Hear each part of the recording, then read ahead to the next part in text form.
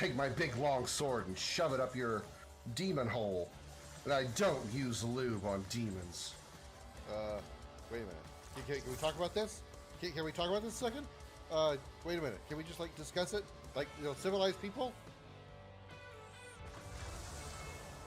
That's what I thought. I'll give you a tip. Don't ever stand in front of a dragon when he sneezes. He can't control his fire at that point. He will burn your ass. Take it from a dragon. I know. Whoa! Oh my god! Dude! What happened? Man, I don't know! Look up there! Where? Over there! I can't see it! Right in the dick, right in the dick, right in the dick! Ha-ha! I'm good at shooting things in the dick. Don't ask me why. You'd think I wouldn't because of professional courtesy. I'll stand right on your dick. I'm gonna jump on it. Jump on your dick. Jump on your dick. Jump on your dick. Jump on your dick. Is that good? Is that me? Am I gonna be chased down by some flaming guy? Thanks for the photo. You're gone. Look, it's quiet. Too quiet. Oh, now it's far too loud. Far too loud. Only one hit. I can't fuck up now. Yes! Fuck you! Fuck you! Fuck you, bitch! Fuck you, bitch! Fuck you, bitch! Yes! Shot the stunts. Shine a spotlight over. Take a flash.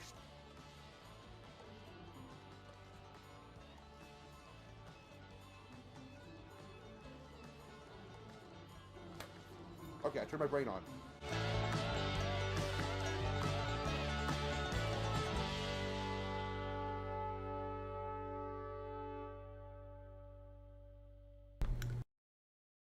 I'm going to give it my best shot.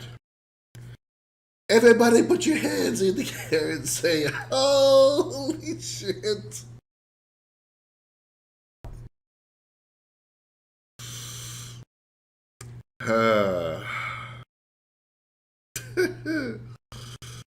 Yeah, that pretty much explains it.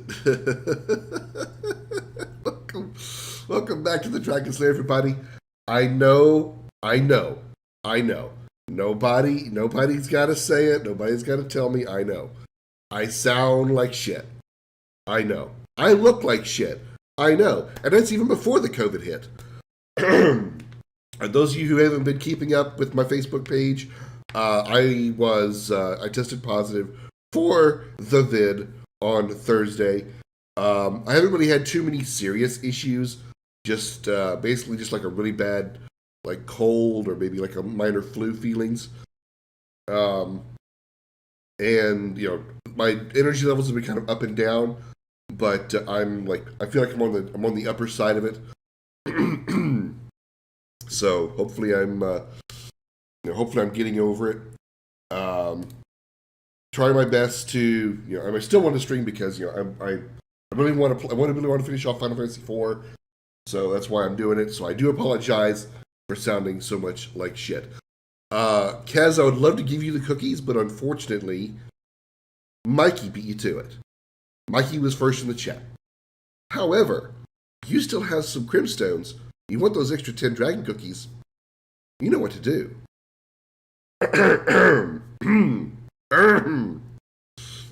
Crimson's COVID Chronicles. God, don't I know it? I'm doing... You can hear how I'm doing, Darth. Thank you for asking, though. Yeah, I got a deeper voice now. I'm not even using the 1 minute gap. Well, I guess, yay, money for me. I'll enjoy my 2 cents I got for that. But yeah, it's better than what Facebook is doing.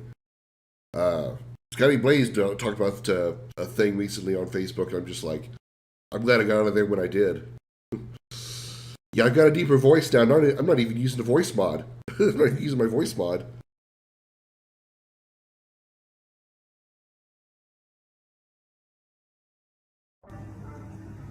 Now how do I sound? Do I sound any better? Do I sound even deeper? Yeah, even deeper. Yeah.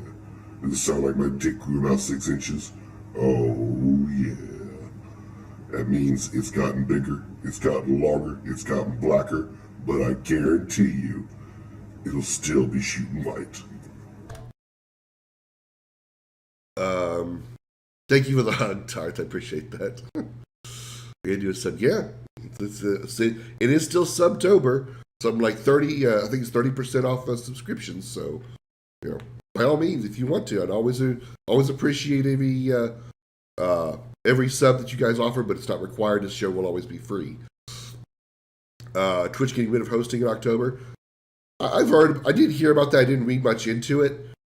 I don't really see I see a downside, but I don't really see a downside because for some people, hosting the stream, unless I just don't understand the concept completely, doesn't really promote your stream. Because if you're a small streamer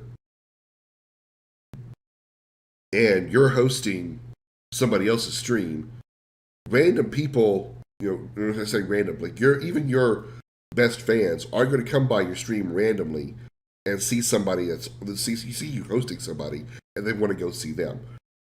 It's not going to happen that way. For smaller streamers, people will only come to your channel, your page, if you're live. Nobody's going to randomly go to your page if you're not live. But so maybe there's more to the whole concept of hosting that I understand. So if it is, then I apologize. But from how I understand it, it's no big loss to me. But whatever. It is what it is. As far as like what's been, Twitch is going to continue making changes with their platform. It's just the way it's how this kind of thing works, so on and so forth. It just keeps going. It's going to evolve. It's going to add new things. It's going to be better. It's going to take away things that may have been better before, so on and so forth. It's just how this industry, if you allow me the phrase, actually goes. I will say, though, I am still glad that I'm over here on Twitch and not on Facebook. Yeah, my growth has been exponentially less over here on Twitch than it was on Facebook, but Twitch is just a more creative opportunity platform than Facebook. Guy with deep voice visits the doc to find a solution about it, and doc says it's the big balls. No other option to do but surgery. He's okay with it. 1 week later after the surgery, his voice is normal, but now he visits the doc saying he misses his voice after all. Is there a way to revert it? Doc says, with now a deep voice, no. Thank you, Jumbo Tato. Appreciate the get well wishes. Well, that's the way it's always going to be, Kez. Essentially, when you're to answer your question about my microphone, I'm using a HyperX. What is it called? Quadcast. HyperX Quadcast. There's two different. At least when I bought this one, there's two different types of Quadcast. There's just the Quadcast. There's like the Quadcast S, I think it's called. The Quadcast, the standard Quadcast, is like my current microphone here. Let me move something real quick. My current podcast is like this one here. It's just pretty much a regular microphone. Nothing really special to it. I think the only difference between the HyperX and the HyperX S, or the Quadcast S, is that the S allows you to change the color of the light on the microphone. This part here, this can actually change. You can change it to where it like rotates colors through, or if you like one specific color, you can put it on that. But you can customize the color of the microphone. Me, I don't think I need it. I didn't really want it because I don't think I need it, because you guys never see the microphone. There's no point in me having shiny colors on it. You're never going to see it. And besides, I like the red anyway. It fits me perfectly. I think there's like a few other like small technical changes that are a little bit better on the S, but that's not it's not what I need. Now, I can tell you this: if it's a little out of your price range, I don't know. I don't think it would be, depending on what you're looking for, Kez. But if the HyperX is a little out of your price range, the Blue Yeti is a pretty standard microphone. In fact, I can show you what it looks like. It's this right here. This is the Blue Yeti. I've used this forever. Now it's the mic I use to talk into it whenever I'm playing on PlayStation with friends and stuff. I had one that broke. Really, I've been using this one for like, I don't know, 4 years, 5 years, something like that. And it's it's good. I mean, my only problem with the Blue Yeti is that it doesn't seem to have the same level of noise cancellation as as the HyperX does.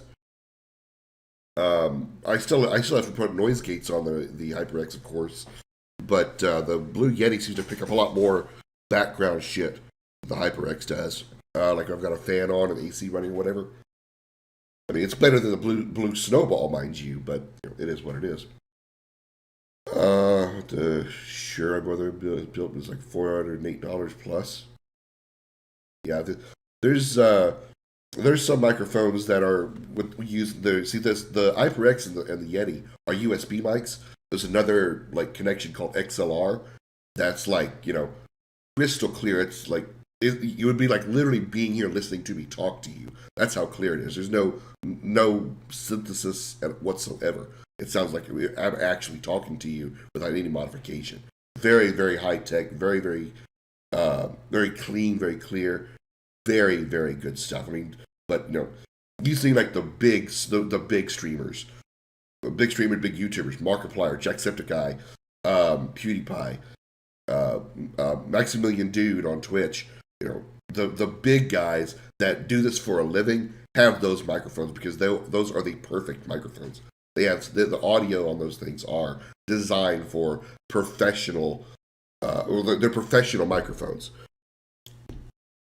Or people that do like narration or voice acting. Maybe they do it from home. They don't use a USB mic. They use a professional XLR mic.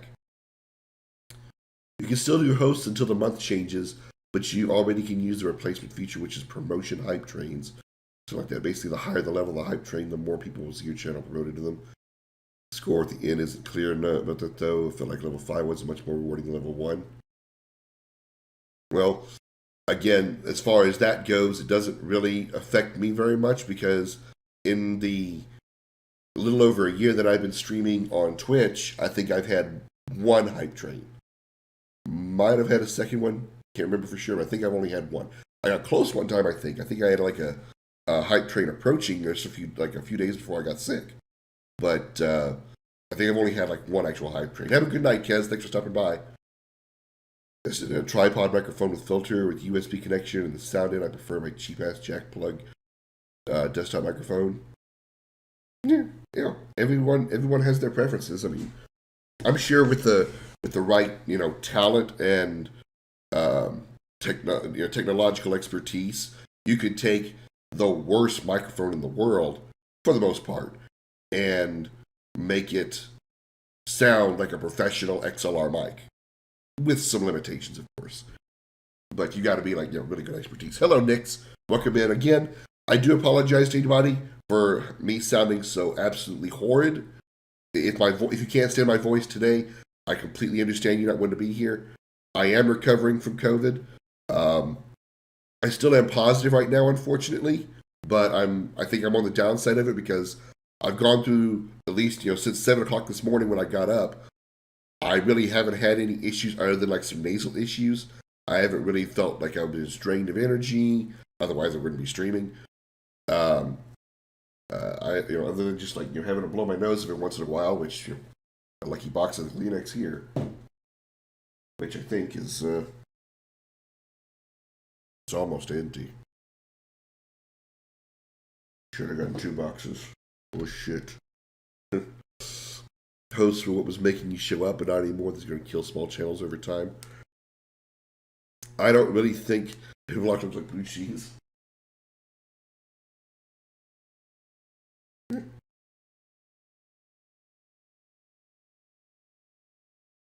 I don't think that hosting me.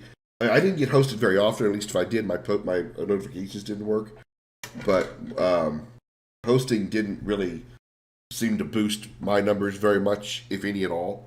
So again, these changes they're making never seem to do me any good.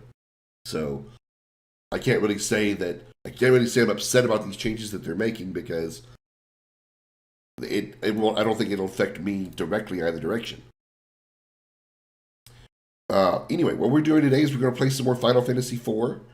The last time we were in this, I was trying to get the Ragnarok sword from Bahamut and having trouble beating him. But I spent some time off stream while I was sick doing some grinding, and I got everyone into the 70s.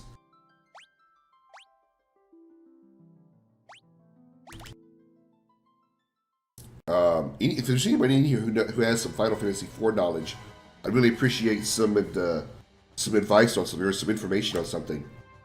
Is Rydia known for being a very slow leveler? Like, is her levels, does she gain levels far more slowly than other characters? Because as I was grinding last week, excuse me, I wanted to get everybody into the 70s. Everybody except Rydia was gaining levels pretty well. It seemed like everybody would get to like two or three levels before Rydia would even get one. And by the time I got everybody into like their middle or the low 70s, Rydia was still in her mid 60s. And so I started going into battles with everybody dead except Rosa because she could still revive if Rydia died. And just have Rydia spam Bahamut over and over again until to get her leveled up, because the experience you gain is divided among your living party members. So obviously, if everybody is dead, whatever character is left, they get the experience, right? So Rydia was getting more experience because she was the only one alive. Well, okay, half the experience because Rosa was alive too, but it was still a way to level her up faster. But it was still taking me forever. So if it's normal for Rydia to take a long time to level up, at least I know that I wasn't doing something wrong. Please feel free to let me know. But with that said, I have done some leveling. As you can see, I've also got some money, as you can tell. I almost got 9 million. It's just past 8 million gil mark. I went ahead and pulled all my items off of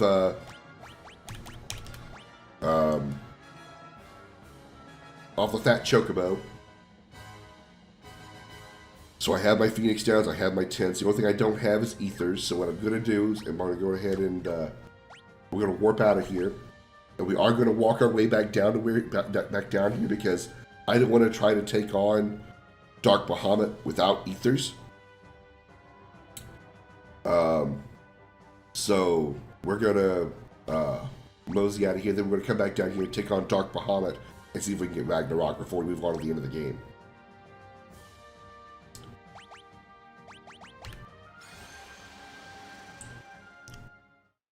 So the other day, an episode of Gordon Ramsay's Kitchen Nightmares, where the owner, self-appointed chef, was putting everything in the freezer, even blue cheese. Right. And people told me I was weird because I put everything in my fridge. Where we got issues here? Where are we having issues here?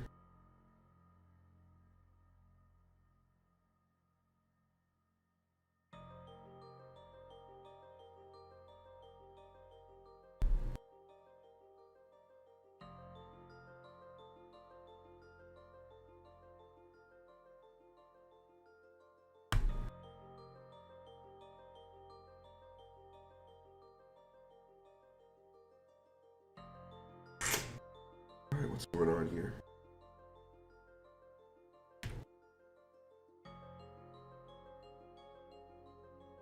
Sorry about the technical issues, everybody. I don't know what in the world's going on here.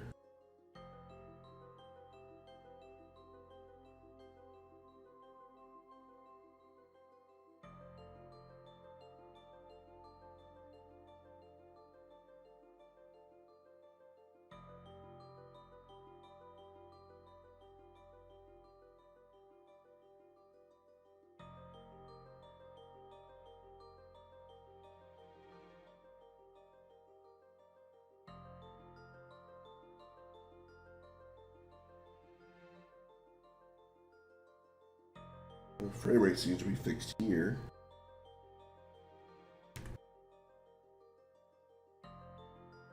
What about the game? Yeah, it seems to be okay.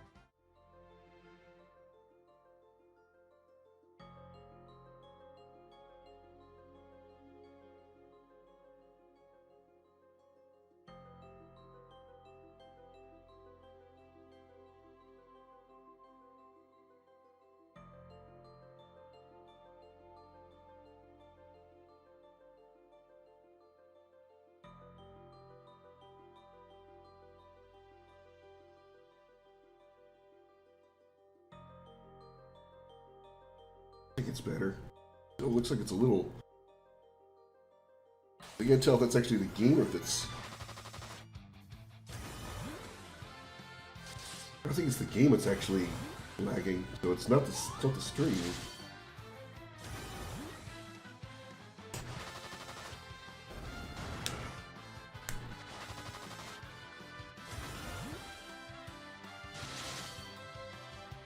Yeah. What the hell? That was delayed. What is going on here?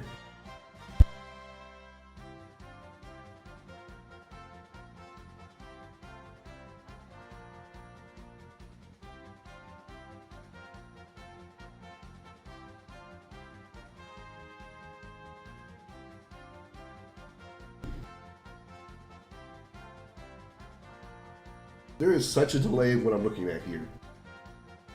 On my screen as I'm looking at it, there's a delay in what I'm doing. Like when I hold up my fingers, I do it and then I see it happen like almost a full second later. Okay, you know what? I'm gonna pause here and we're gonna come back after a minute. So let me, I apologize for ending the stream right at the moment. But we'll be back in just a little bit. I gotta find out what's going on here. I gotta reset the computer or whatever. But I'll be back in a minute. Sorry, y'all.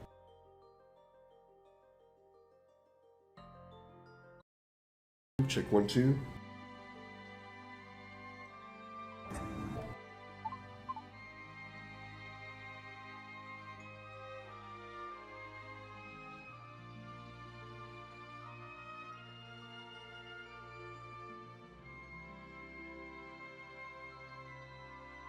Are we back?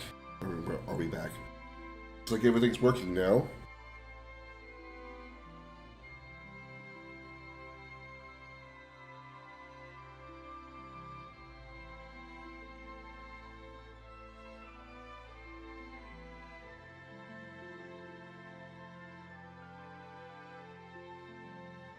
Okay. Let's try this again. Hello, everybody. Welcome to the show. Let's play Final Fantasy IV without any more technical issues.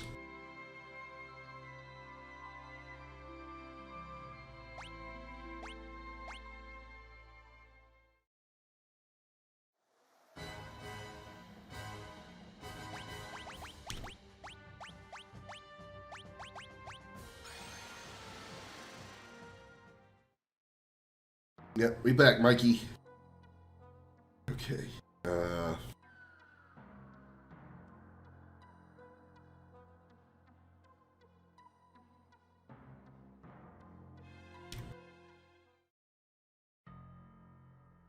Yeah, game's moving much smoother.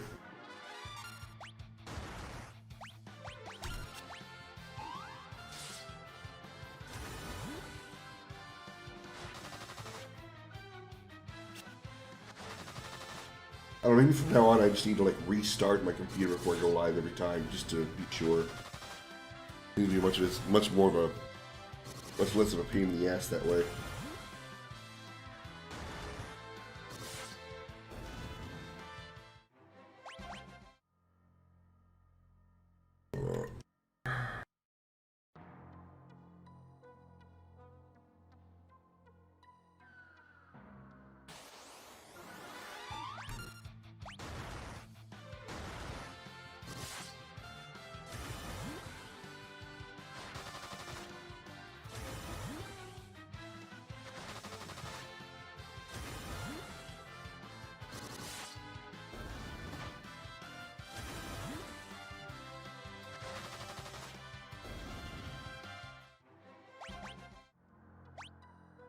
Do need to remember to change this back because it was a little quick. I wanted it quickly so I could get some of the grinding done faster. But now it's a little too quick for normal combat.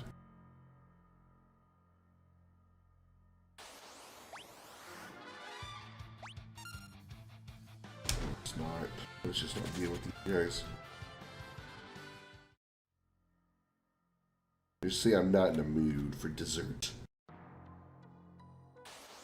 Oops, fuck off.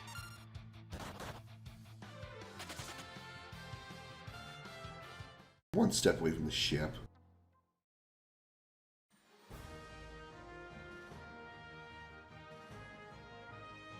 Okay. I didn't want to actually leave the moon. I wanted to go over here.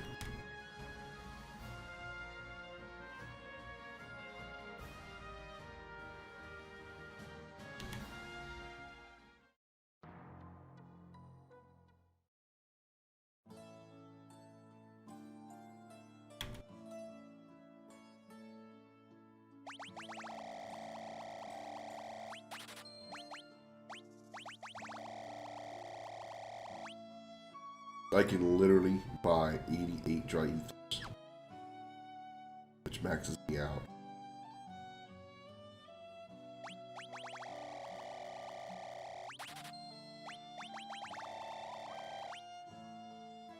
Buy 37 elixirs too, which is pretty good.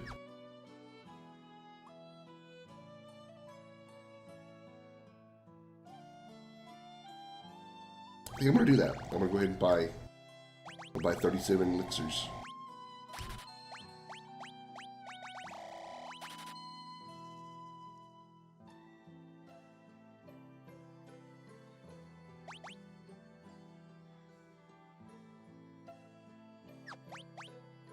Anything here that I want to sell? Pretty sure I got my gear the way I want.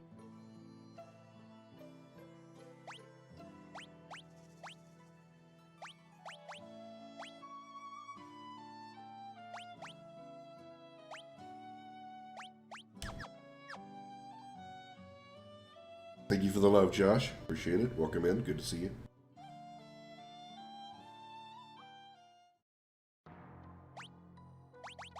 Save slot. Let's go back in. Head back into our little, back into where we were. We go all the way back around into the crystal building again. We can't land near it. God forbid.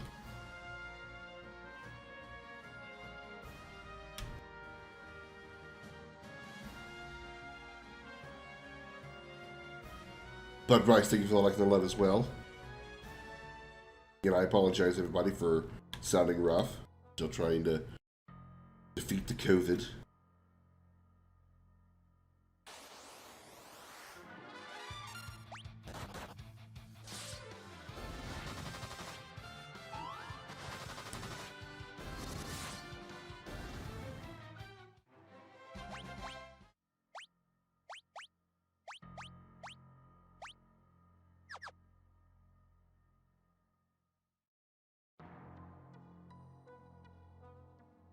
I'm probably as ready as I'm going to be for the Dark Bahamut fight and then the final boss fights after that.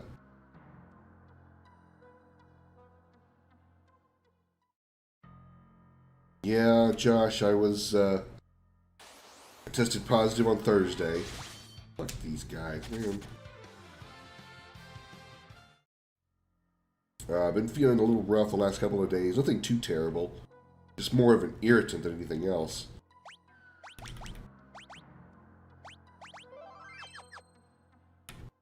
And then I'm on the positive side of it.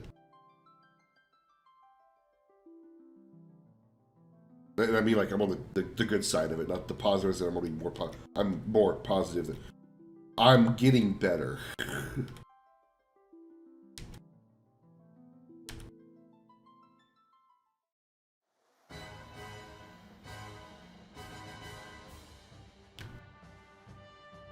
I gotta hope that I can remember how to get to the, now I gotta hope I remember how to get back to the Ragnarok, because I don't remember how to get there. There was a secret path somewhere that I found, that's what it was. I actually gotta remember where the secret path was. I think it was on the 3rd floor, maybe 4th floor.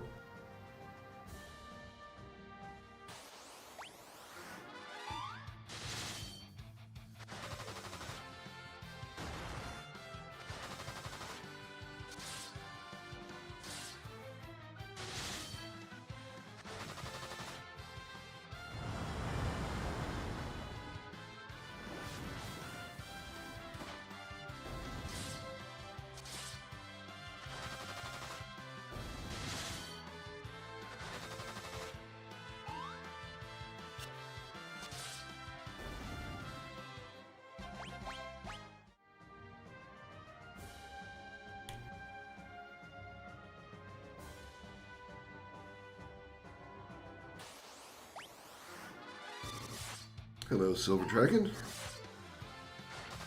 Goodbye, Silver Dragon.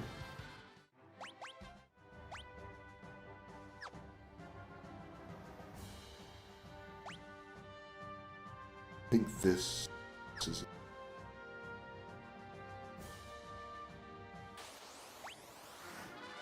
I think it's the next floor.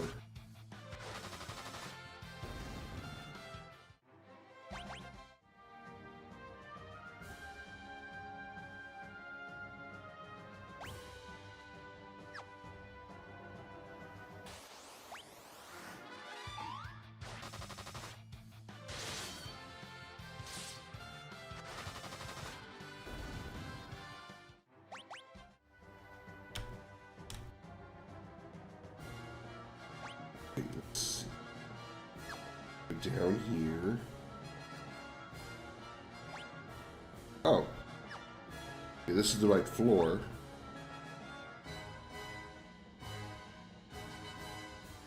It's on the floor below me that I need to reach. I think. One more floor down. Then that leads me to the secret path.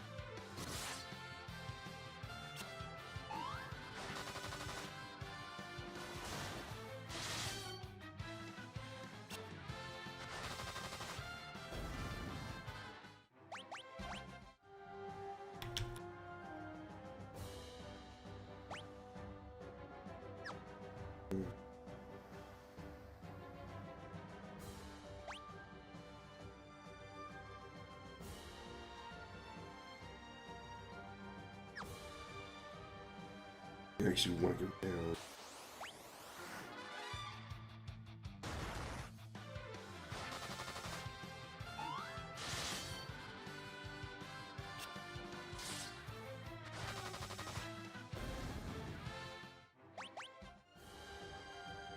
My bow users do a lot of damage when in the front row. It's kind of weird, considering that they're using ranged weaponry. Obviously, it doesn't follow the same rules as, like, say, Final Fantasy VII. Where long-range weapons don't matter what row you're in.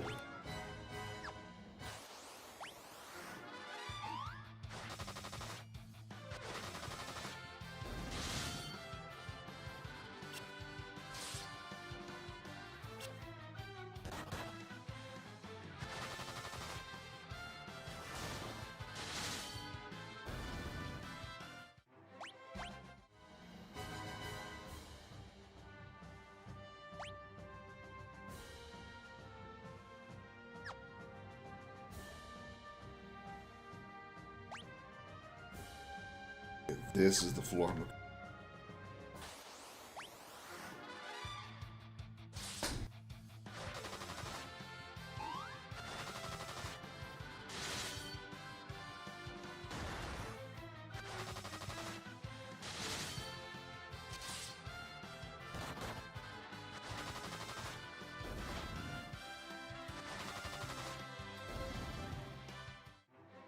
Easy peasy. Still amuses me.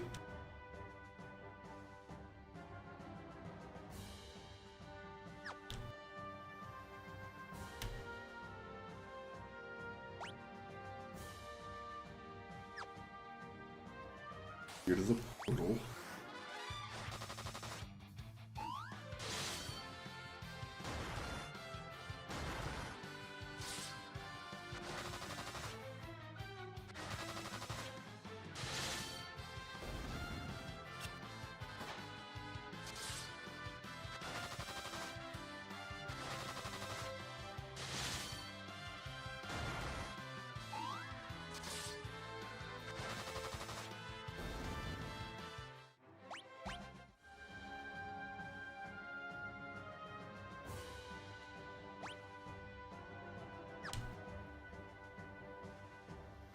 Thanks, Josh. Trust me, I don't feel like the best right now. I mean, been worse, but I've also been way better.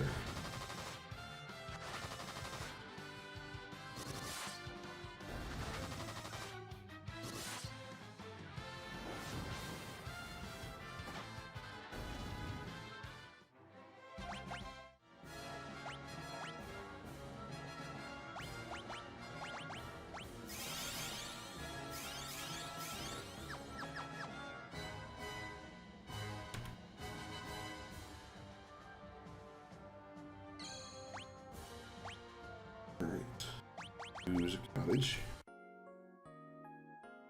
You have to excuse me, I'm gonna step away for a moment.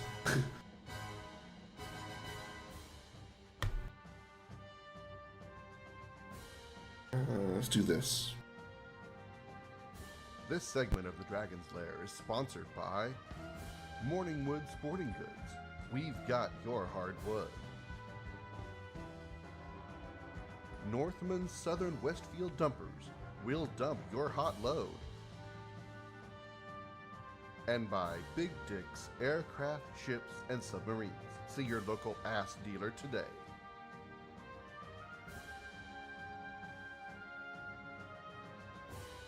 I don't think you guys wanted to hear and see me blowing my snot locker.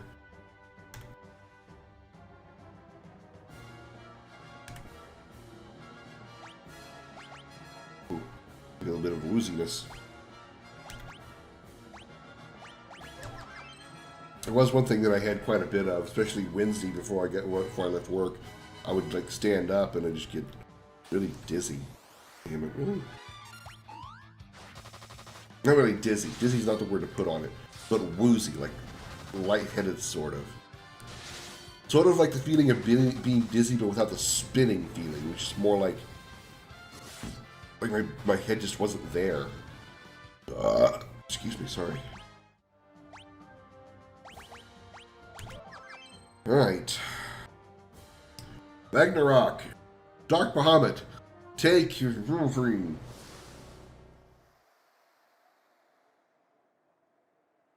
Yes.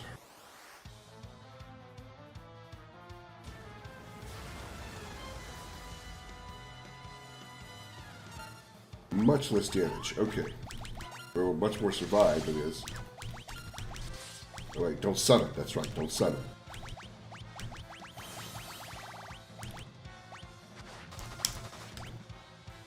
And remember, do not summon against Dark Bahamut.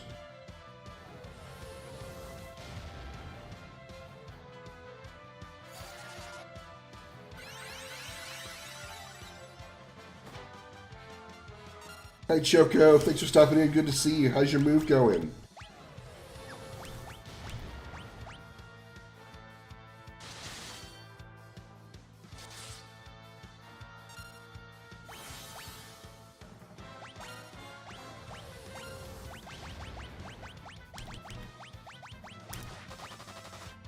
Lots of packing last week before move day next Saturday. Cool, cool. Are you moving into a house, or are you just moving to another apartment, or... If you've talked about this before, I may have just missed it. Another apartment? Okay, alright. Bigger one, I hope.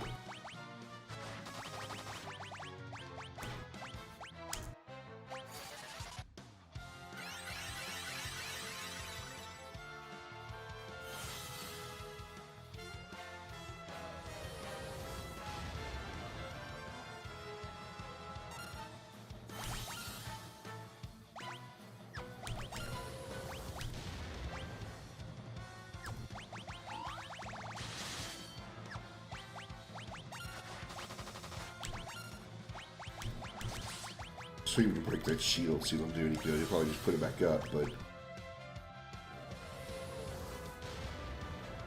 1400 for a 2-bedroom, though, and a nice set of town, so it's worth it. 1400 for a 2-bedroom, I don't think is that bad. Oh, wow, I got him! Wow, amazing how just a little bit of grinding makes the difference. Just all you gotta do is survive that first Omega face beam, and then just easy.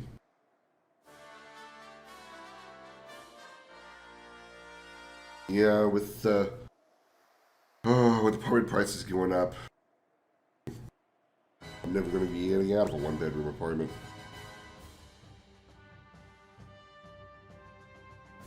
Holy Jesus! Even if it wasn't going up to 2,300, you're getting a savings just by going from 18 to 14. Damn.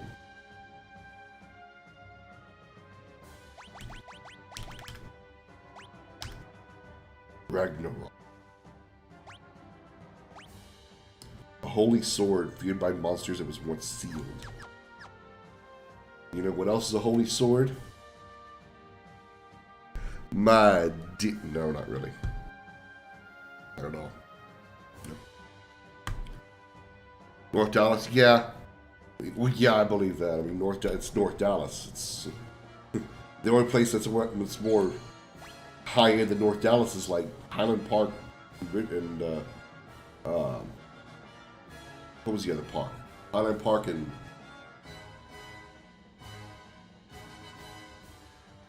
I really can't remember the other Park City.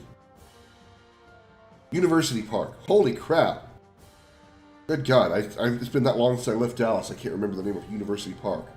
Jesus, brain. Jesus.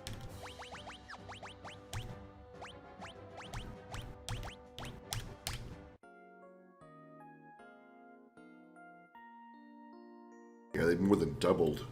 Good God.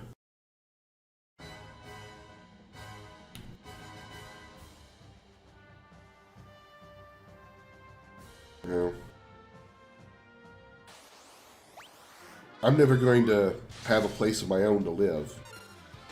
Like, no, I'm not going to own my own home or anything like that. I'll be probably living in an apartment, probably one-bedroom apartment by myself the rest of my life. So, however long that may or may not be.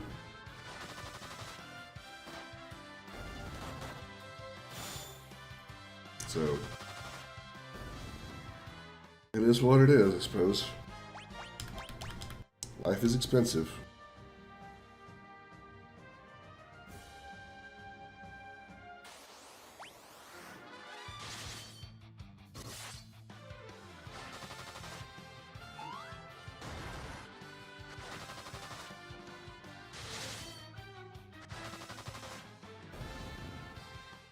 A pizza crown? Never heard of that before. Does that mean it's a spiky pizza? Like a hedgehog pizza?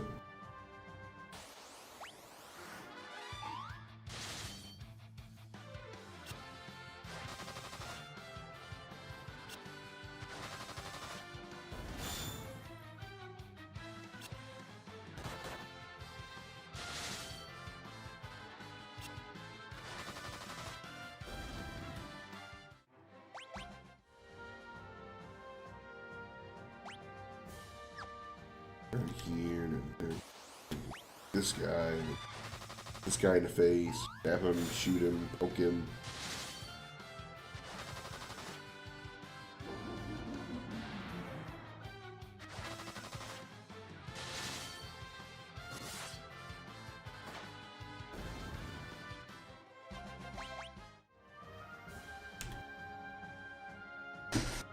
Now, I do want to say something about RPGs that I've always had a complaint about. And I'm sure probably the primary answer is the limitations of the system and memory and all that. But I always wondered why there was a max damage limit. Why is it that you can only damage enemies up to 9999? I know that in like, say, in Final Fantasy X and some other, later games, the break limit is, the damage limit is expanded. You can break it with certain abilities and stuff like that. But I just wonder, why is there a damage limit to begin with? Why couldn't you just, if your attack deals 10,134 damage, why not just say 10,934? What's so wrong with that? Hi Holly, welcome in. Good to see you. Again, I do apologize for sounding like a beat up old stack of shit. I'm aware. Believe it or not, you could ask Shannon. I sound better today than I did yesterday. Not vastly, mind you, but I am better than I was yesterday.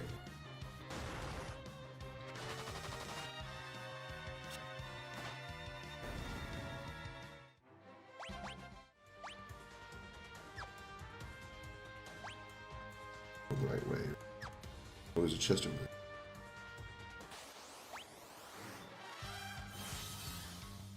Well, compared to what I've heard other people say about their experience and their symptoms with COVID, I can safely say that I feel that I'm very lucky with what I had to deal with. Yeah, I've been tired. Yeah, I've had energy drain. Yeah, I've had nasal issues. In fact, I still got a tissue box over here and I'm blowing my nose. Try to drink water as much as I can, which reminds me, I guess I haven't done that in a few minutes, so bottoms up, y'all.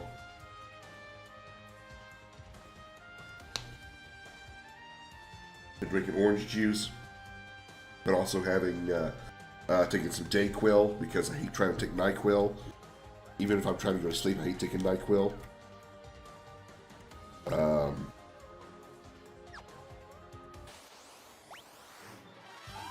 Yeah, I'm aware. It's like I said, from what I've heard other people talk about their experiences, I had a smooth ride.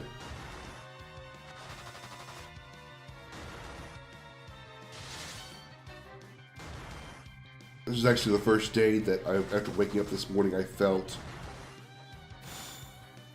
especially since it took me till like 2 o'clock before I went live. From when I got up at 7 a.m. to 2 o'clock, that I didn't feel it in any particular moment that I was just like, oh, I don't want to do anything. I didn't feel lethargic. I actually did get a touch sleepy around 11:30, maybe 11 o'clock. I laid down for a nap, napped for like about an hour, and then I got up and I've been fine ever since. I haven't felt that sleepiness either.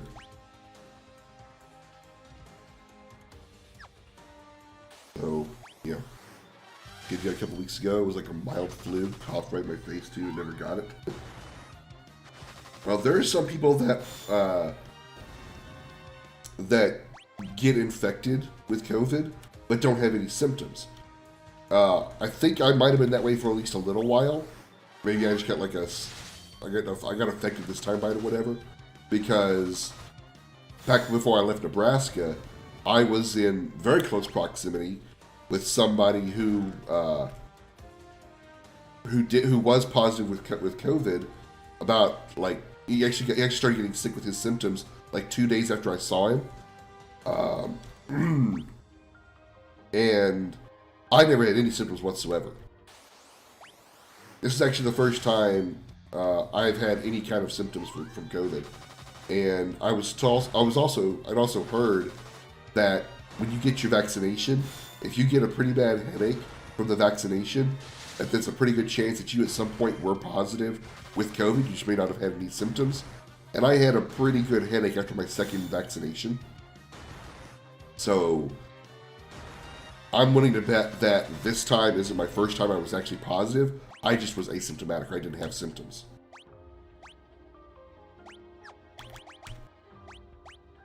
Which again, I'm also very thankful for.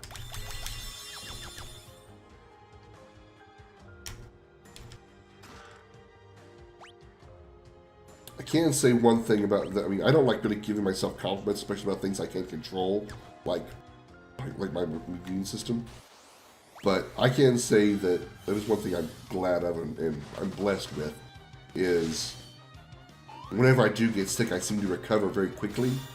And it takes a lot for me to actually get sick. When I actually do get sick, it's pretty fucking bad. If I actually get sick, I get really bad sick. I don't hardly get colds. In fact, this is the first time I've actually had any kind of like true sick symptoms since Christmas of 2019, when I had like a minor. I think I had like a minor bout with a flu, where I could had an issue with a potential flu, but it wasn't bad enough to actually get it. I just got like some sick and some body aches. So it wasn't actually like full-on flu. Did I do this part already? Whatever.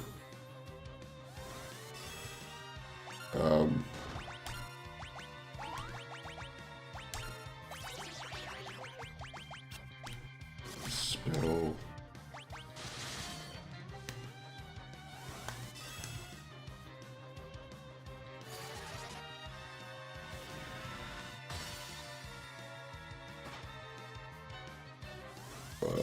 Excuse me.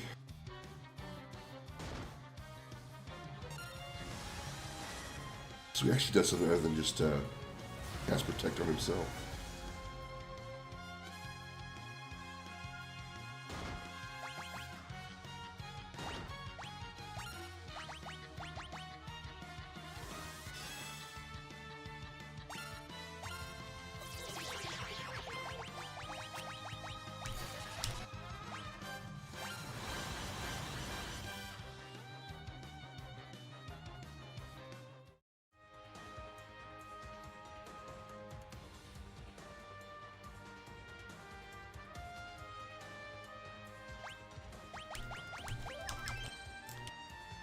Okay, that happened.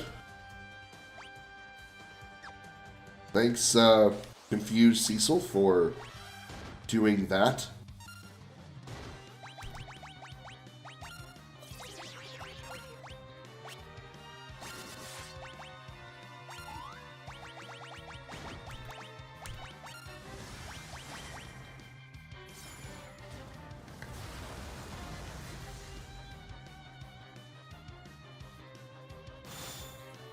Getting back to what I was saying about my immune system, I've always had easy time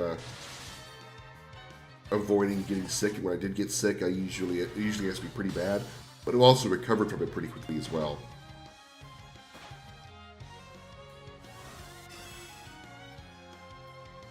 I mean, I hope I really do, because I don't want to be off work for this long.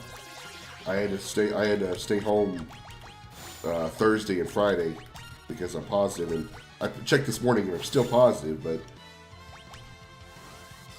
I need to check with my supervisor and see if, all I gotta do is just not have any, like, contagious symptoms like a fever, and hopefully I can go back.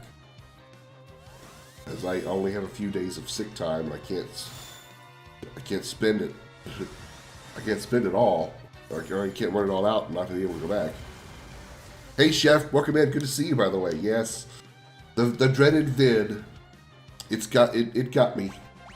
It got the dragon. Dragons are not immune to COVID, unfortunately. But as I was just telling everybody else, I've been relatively lucky considering the symptoms that most other people have gotten, or many people have gotten. I've been blessed to not have to deal with anything too severe.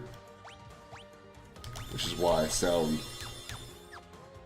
raspy and bad and... I'm really not that sick, y'all. I'm really not. I'm really not bad anymore. I just sound bad, and of course I got the coughs, which didn't help anything. Thank you for the shout-outs, Josh. I'm not terrible. I'm not terrible. I just sound like shit.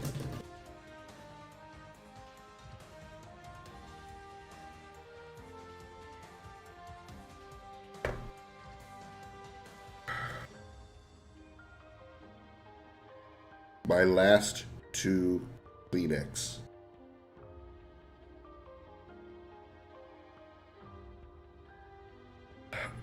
I'm fucked.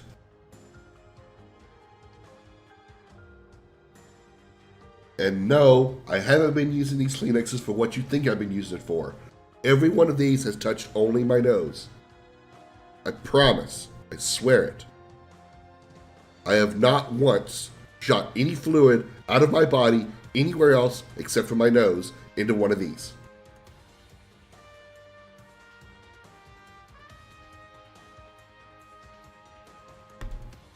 This segment of the Dragon's Lair is sponsored by Big Dick's Chocobo Ranch. We have all the feed and supplies for all your Chocobo needs. By Emotional Recovery Services Incorporated LLC. Have you been emotionally scarred by Fortnite? Call ERS today. And by Afton Animatronics. We have the safest animatronics anywhere. Have you ever wanted to be like your favorite RPG heroes?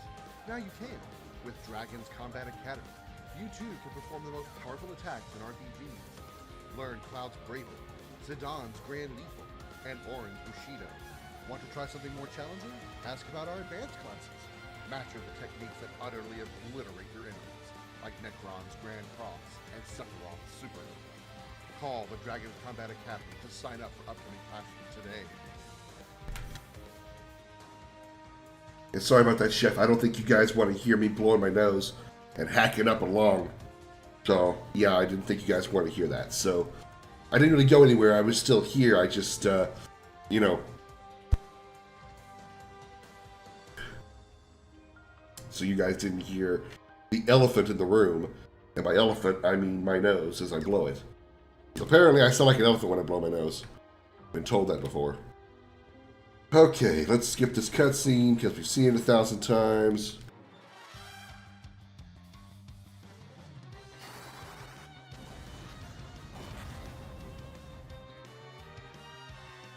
Yeah, I can't like speed through this battle.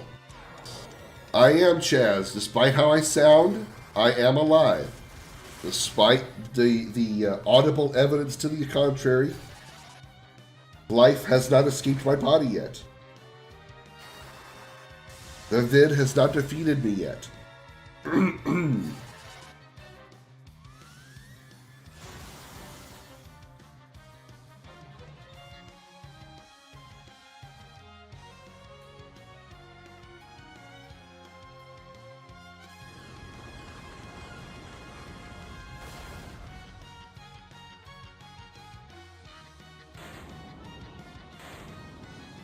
Let's see if I can actually take on Zeramus this time.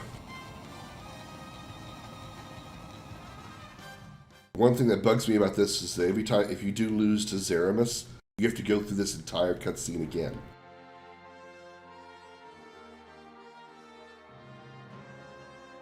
And I guess it's a common thing, now that I really think about it, because every JRPG that you deal with, when you reach the final boss, there's very few times you have the opportunity to do something to skip the cutscene or whatever. There's hardly any way to like save right before you actually have to fight them, so you can just go straight into the fight again once you lose.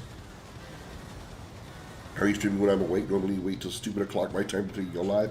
Well, for one thing, it's Saturday. For two, I'm positive with COVID, so I can't go to work, even if I was working Saturday. I would have streamed earlier this week, you know, like Thursday and Friday I was off work, but I just felt so much like shit. I felt I could have tried, but I didn't want to like, you know, get in the stream and be like, hey everybody, how you doing? Let's do da da da. And then my energy levels just drop out and I'm just sitting here going,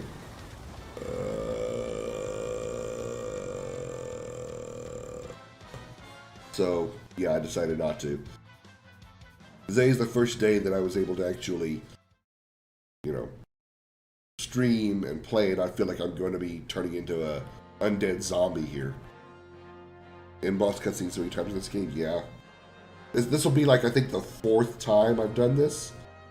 Because I haven't been prepared for this battle. I spent some time grinding while I was sick, trying to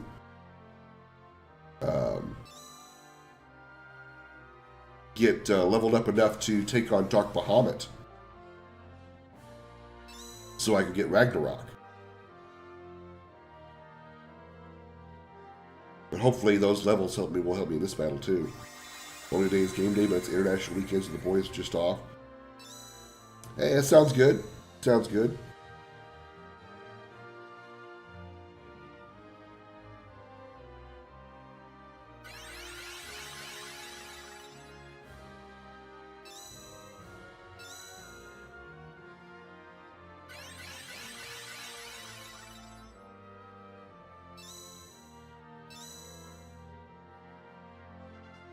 See, I don't think I used Bahamut at all before this battle started, so I should have plenty of MP. There you go. Alright, all matches have been nullified because I have to use the crystal first. Now I can attack.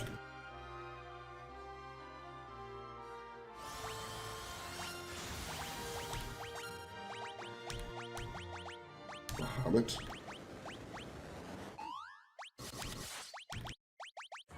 Protect. Protect.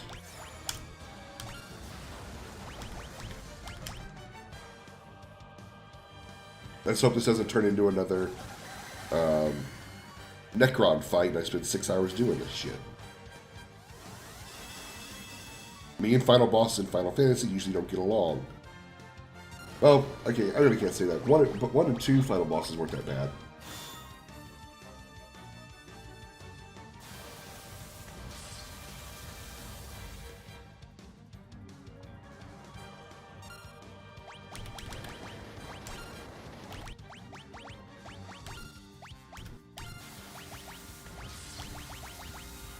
God, that attack is so deadly.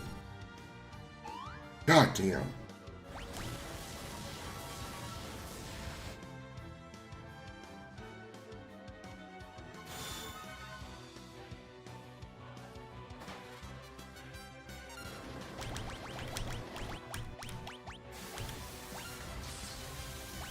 That big bang, those are gonna kill me.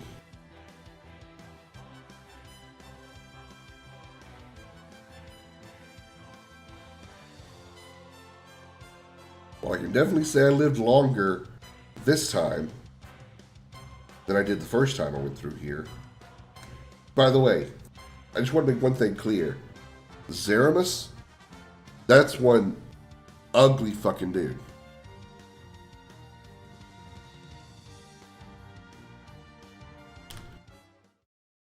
Yes, Chef is here. He and his awesome Irish accent are here. Sounding way better than my horrible, raspy voice right now.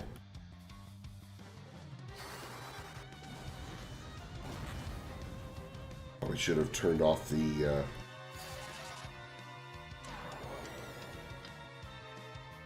I should have switched the game battle speed to wait, the ATB to wait. But give me a little more time to strategize and stuff during this fight. Shout out to the 10 people that are in the chat. Thank you for being in here. Appreciate it. Whether you're watching or just lurking, I appreciate you regardless. Hope you're having a great weekend.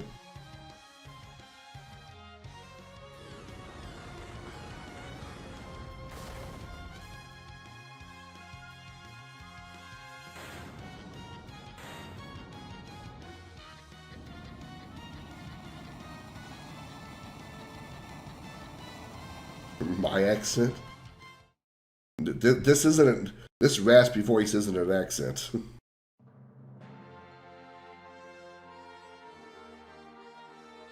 This is just awful is what it is. If I wanted to, I could mask it a little. We're going with something like this.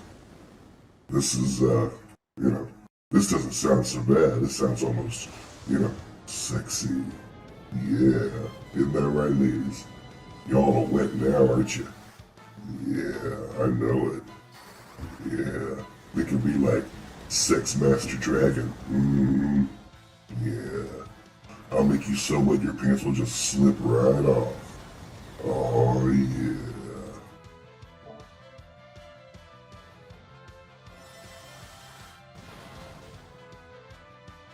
Isaac Hayes up in this shit.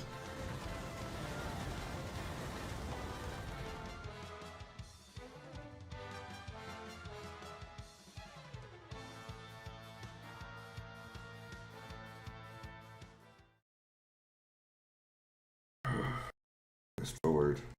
Fast forward, please.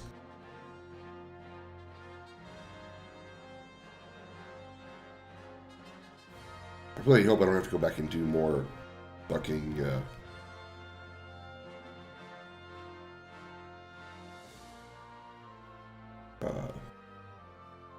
grinding to be able to get high enough to fight this thing again.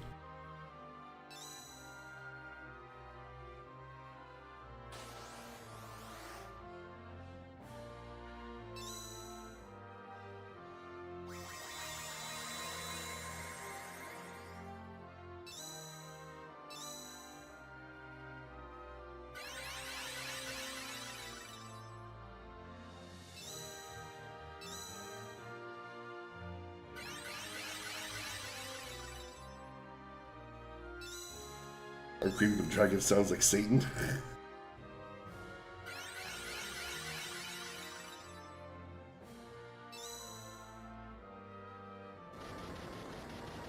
Do the wiggle wiggle there, so Zeramus, do the wiggle wiggle.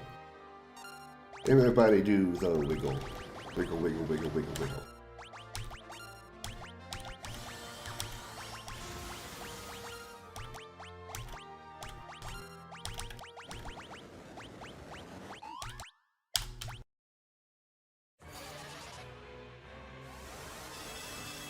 Yeah, I also know that I also saw that your Lally Ho things you sometimes say. I saw the origins of that as well. I realized that was in this game. Yeah, Chef, there's your drawing that you made for me. Creepy's a new one.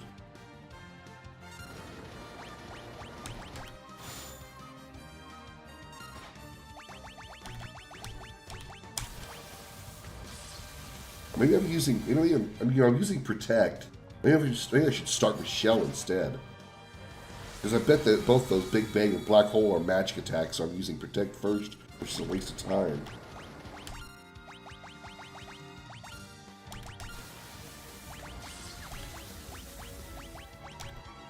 Lives through that. Kane did.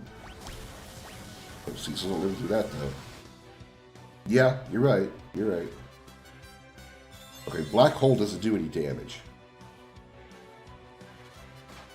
It just removes all the protection defenses, all the protection statuses.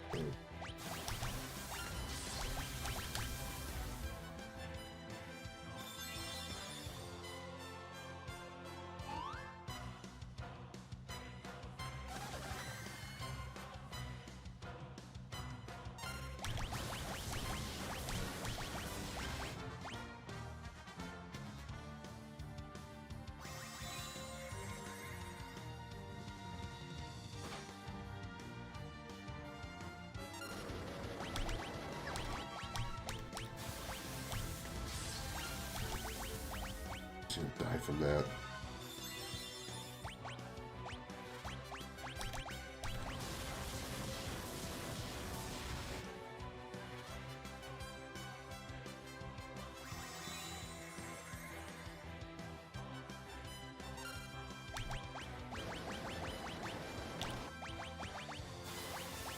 Could you not? Could you not? Could you just not?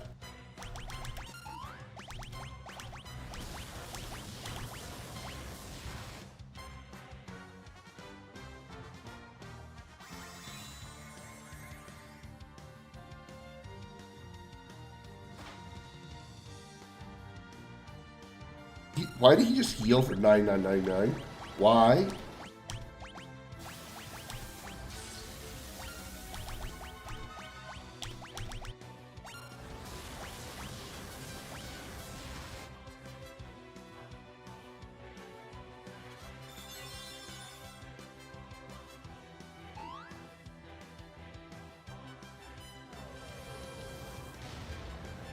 he's not just using 2 attacks anymore, he's actually focusing now.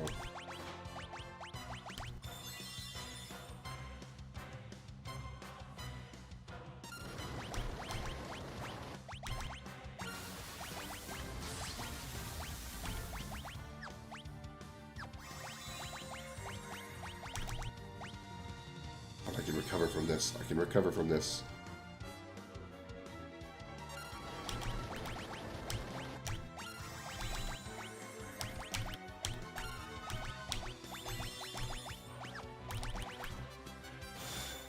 Got 4 people up.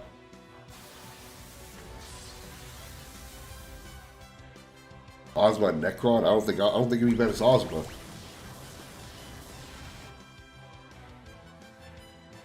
I don't blame you. You think beating Ozma is actually better than getting getting up to level 99 in Final Fantasy VII in the first area? Because as for me, I would think it would be that, because that requires a lot of grinding. I mean, like, a lot. Like, a lot. Like, an amount of grinding I can't imagine the time it takes.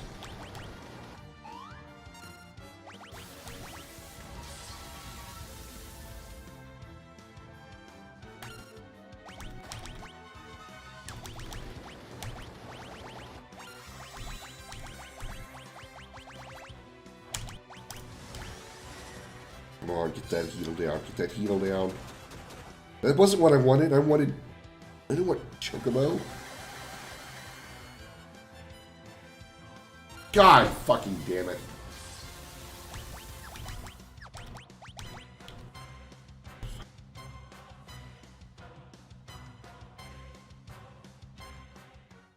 What happened there? Why did she summon Chocobo? I didn't want to summon Chocobo. Did I get Chocobo?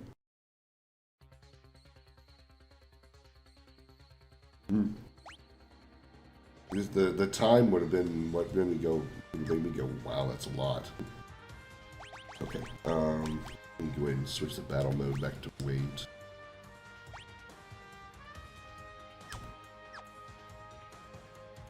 Let me go also, let me do this cutscene here, when the battle rotate through. All I gotta do is step away for a second. Fury.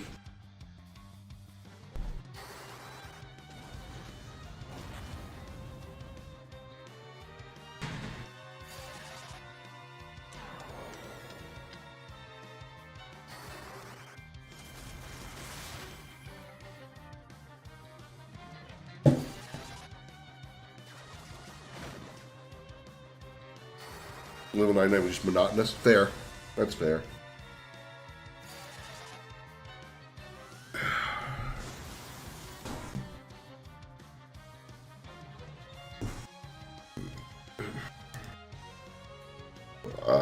Excuse me.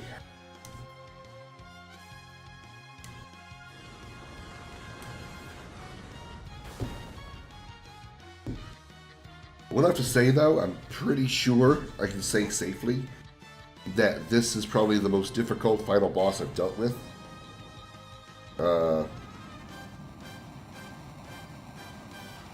In the Pixel Remaster so far. I don't think I've had any trouble with any of the others. Not to this level. Thanks. You like my red ass?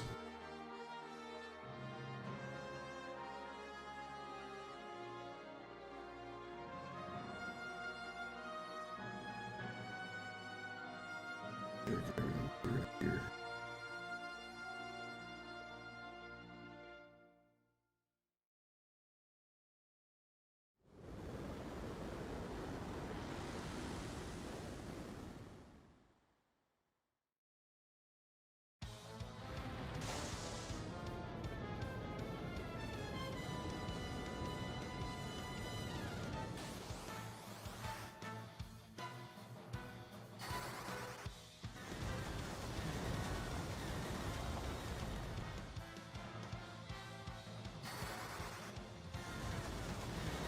Tetris was so far the toughest Final Fantasy boss for me. I haven't gotten there yet. I never actually beat 6 when I played a long time ago. I think I got to like whatever bosses before him, but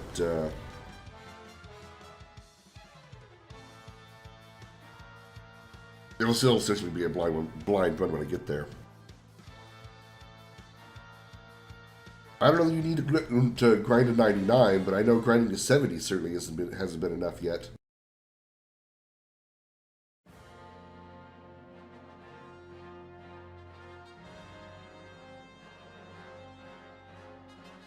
I'm gonna take a nap as we go through this cutscene. Wake me when we're done.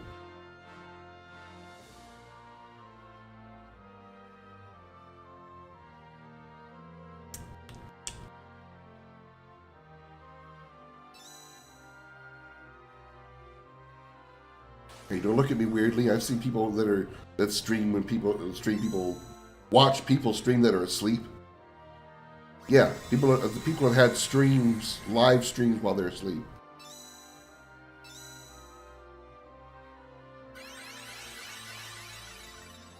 I don't really think Arden was that difficult. I didn't have any trouble with Arden, really. I don't think I died too. I don't even think I got close once. Of course, I didn't really die much at all in 15 because they give you that buffer, whereas if you're down, you can pick yourself up easily. Your Doctus runs out of health, you just pick yourself up with something. Jump, throw, summon a hobbit. Not shell goes on.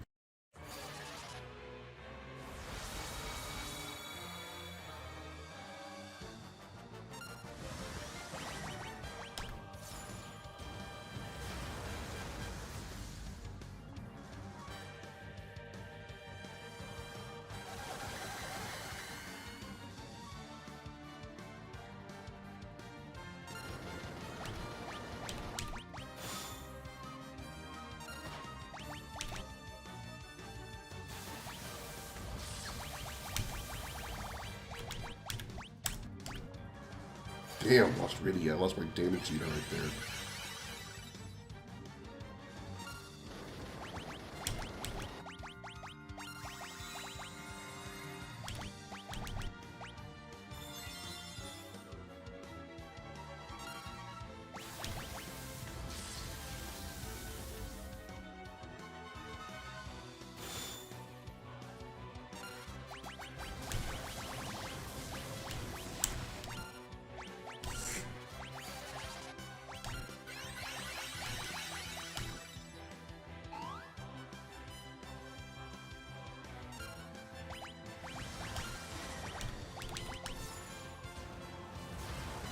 Enrico Palazzo. Maybe there's a relation. Why does he heal?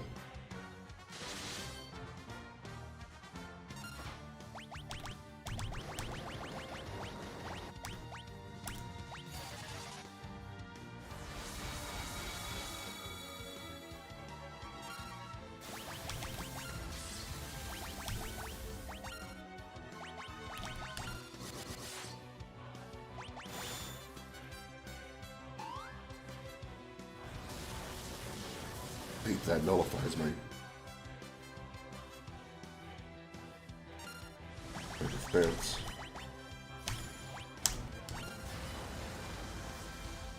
You're supposed to see Naked Gun. It's been a very, very long time since I've seen that movie.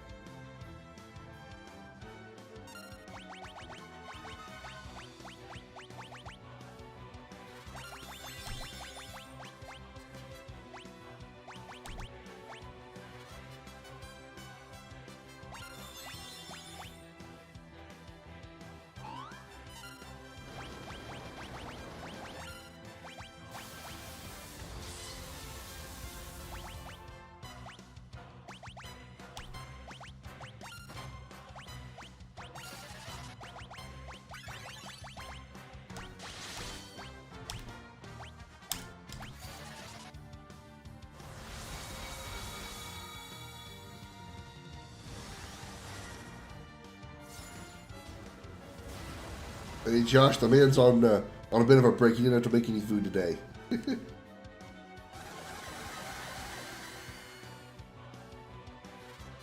God fucking damn it.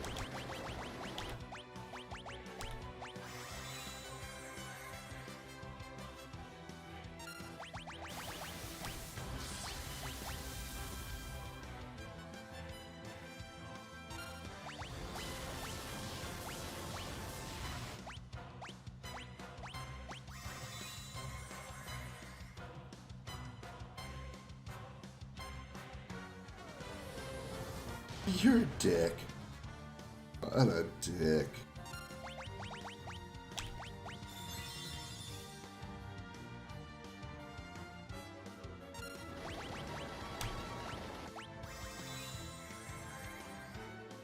There. That's gonna kill him again.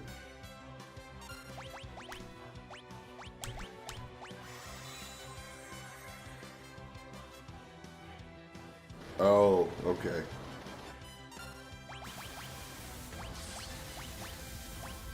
This guy will just not stop casting that, so I can't get anybody up.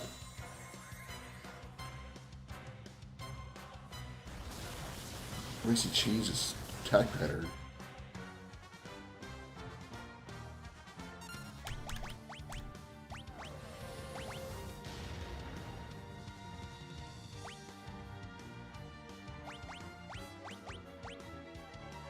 Zeramus,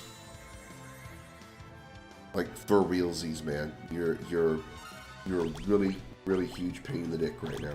I mean, my dick doesn't hurt so much any more than it does right now dealing with your ass.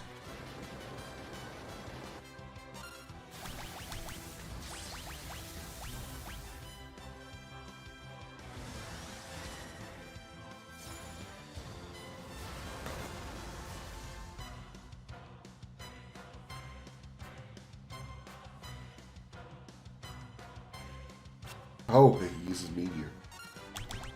I should be happy that it missed. Well, we're going to cross our fingers here and hope Asura helps. Please cast life.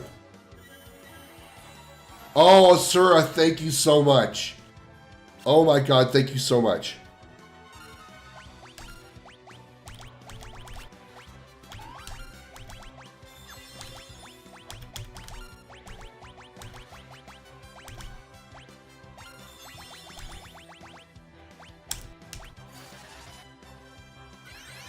Sure, I just might have cut in clutch there.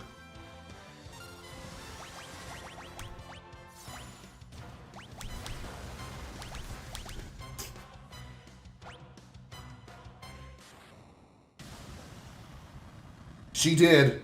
Oh my god. I can't believe it. Okay. Where's your next form?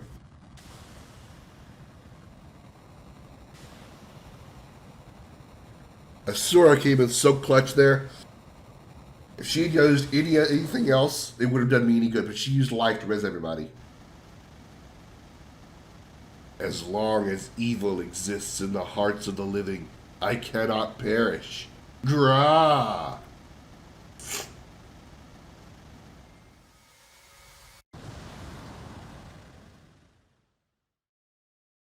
Wait, was that actually it? I was expecting a second form. I mean, technically, I guess Zeramus was Zemus' second form, but I had no idea you all possess such strength. I apologize, I can't do voices today. Perhaps the people of the blue planet have evolved beyond us Lunarians already. Yeah, you might be right. Zeramus' last words bother me, though. As long as evil exists, true evil will never die. Every living creature has at least a touch of evil in its heart, alongside goodness. As long as there is light and darkness, the overworld and the underworld will be so. Good exists because evil exists, and it was your good that destroyed Zemus' evil. Oh, stop it already. There was nothing to it. What are you talking about? I was surprised Zemus didn't try to control you. I'm sure you have enough evil inside. Nope, my heart is filled with goodness all the way. Well, it is time I return home. What will the rest of you do now? I think we'll go home too. Yes, there are people worried about us. I see. I'm glad you have such wonderful friends. I look forward to the day we meet again.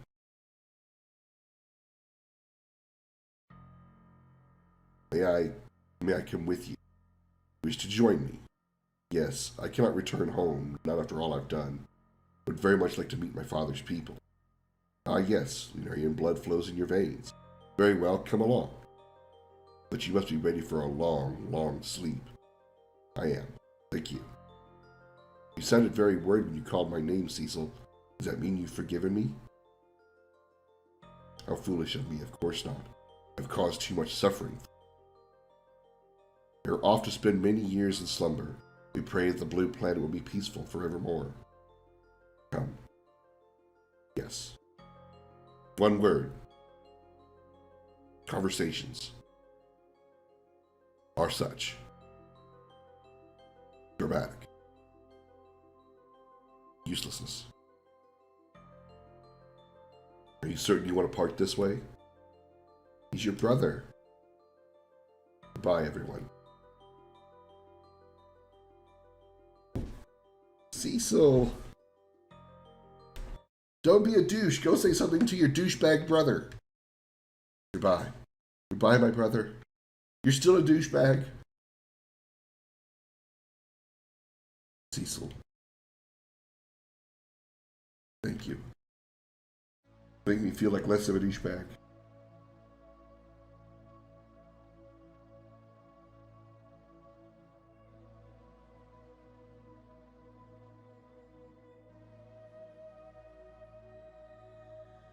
One born of a dragon, bearing darkness and light, will rise to the heavens over the still land.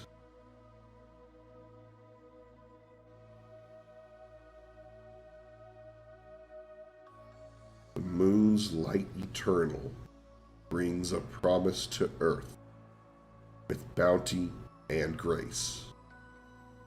And slow crawling text. Before long, the moon would set forth on a voyage once more, seeking out its light. Though of shared blood, time's march keeps the two separated, one on Earth, one on the moon. A long time ago, in a galaxy far, far away,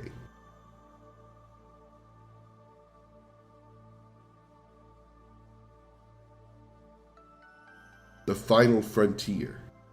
These are the voyages of Cecil and his friends. Their continuing mission to stop Golbez and Enzimus and Enzeros.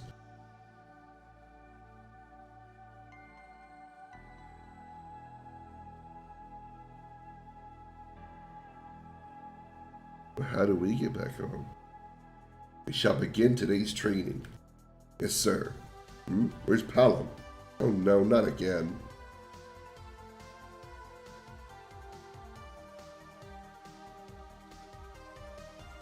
And then I cast Blizzard on the creatures we encountered at Mount Ordeals. Is he trying to flirt with a girl? Whack. Ow. How many times are you going to be late to training? The Elder is really angry. I'll come back, my love, I swear. Is it?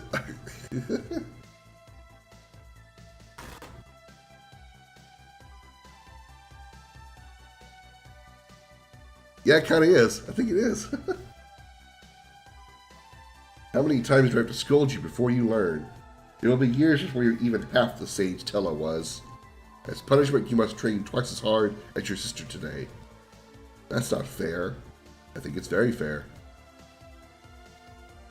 Somebody's a suck-up.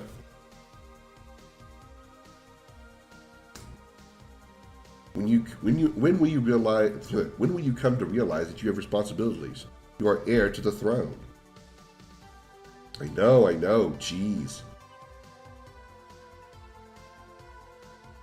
Your mouth says you know, but your actions say otherwise. Yeah. The correct words here would be yes, sir. Right, I'll shape up. Ugh. I don't think about Rydia, though. You know, Edge, I would agree, except for the fact that just a few hours before I saw her as a grown-up, she was a child. And so it's kind of awkward for me to think about that way because, yeah, I'll just stop right there.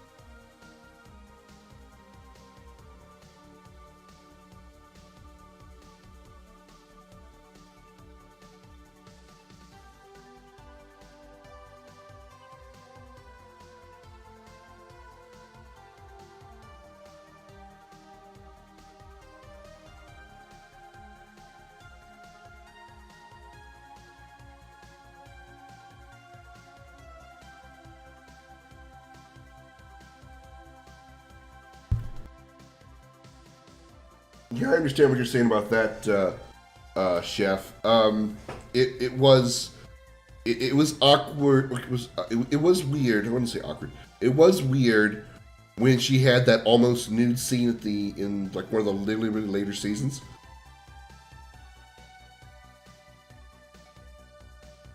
Because I actually thought at the moment I was like, please tell me she's at least 18 when she's doing this scene. That way I can be turned on by this and not feel gross about it.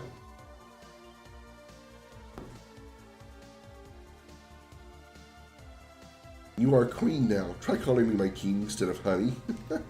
I know, but I can't stand being so formal. Oh no, it's time for training. Yes, I gotta go out and be more like... Gotta try to work out my Krillin stats. Let us begin training. Hiya. Honey, a king shouldn't be... Do not say that. I think Yang will create a wonderful kingdom.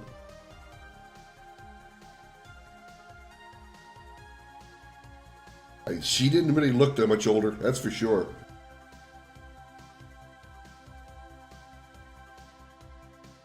Your Highness.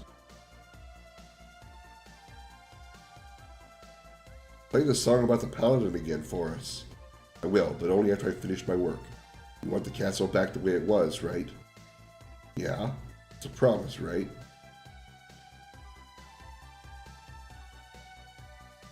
I'm sorry. Edward is easily the Kaichi of this game. The most useless character of this game. I hope you're watching over me and helping the people of Domsey and caring for other people as I cared for you, like you said I should. I hope you and Tyler are having a fine time together.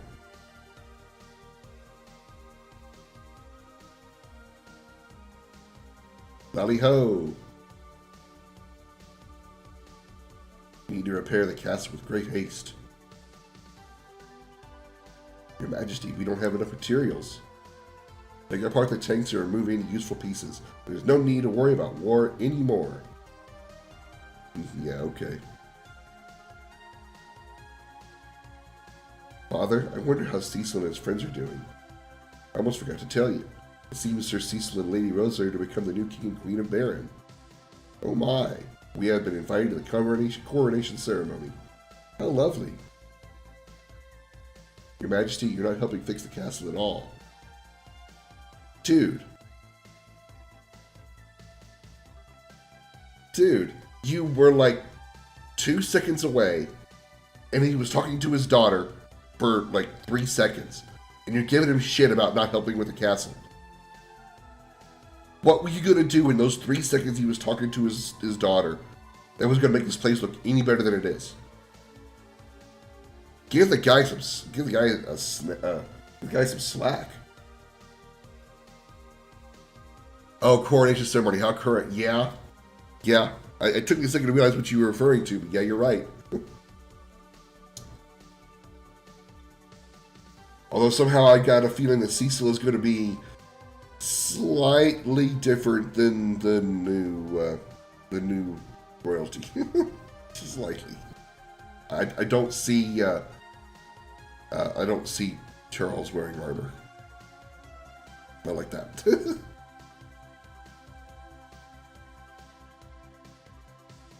Bally ho! God, I sound like such shit.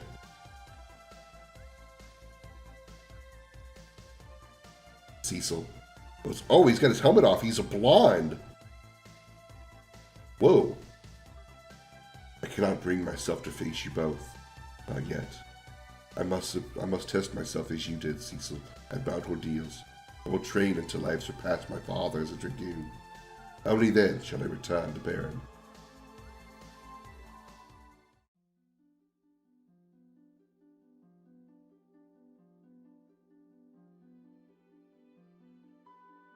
You should make that a meme, Chef. You should make that a meme and post it somewhere. That'll go viral. This is automatic. I can't do anything. This is going without Seth. I can't do that. The glass this Thursday? Nice. Do I look better that you can see me more clearly, Josh? It's okay. You don't really have to answer that question. I know I don't look better. Especially after this week.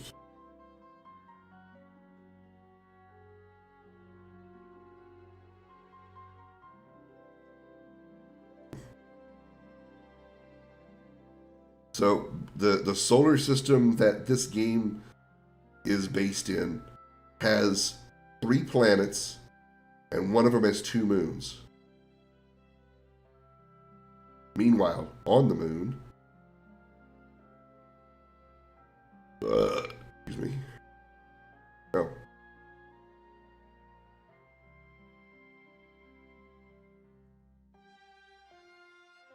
What's wrong, Cecil? Wasn't the sex good last night? Thought I heard my brother's voice. Really? Couldn't tell for sure, but forget it. It's probably just my imagination. Hey, you two. Why aren't you getting ready? It's your big day. Must have lost track of time. All the great sex we've been having. You two can play smoochy face all you want later. See, even Sid knows. Come on, Rosa. Your Majesty. You just call me Rosa. Well, Rosa, you gotta get dressed. I mean, she is dressed, but yeah. You get some makeup on you. Bride can't keep people waiting. Come on, we haven't got all day. Why is she in makeup? What are you saying, Sid? Saying she's ugly without makeup? What's wrong with you, man? Have some decorum. Yes, I'm ready.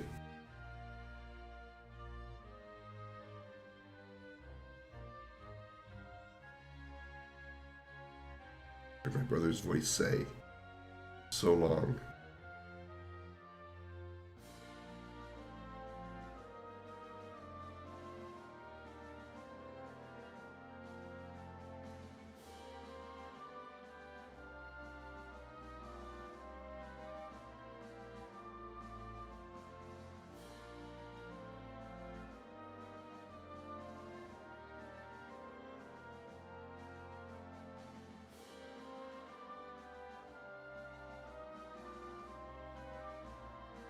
Don't you love it how you know when someone's actually, like doing something important because they spin around in 360.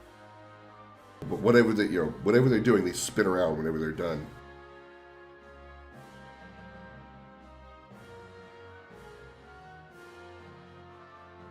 See? Just like that.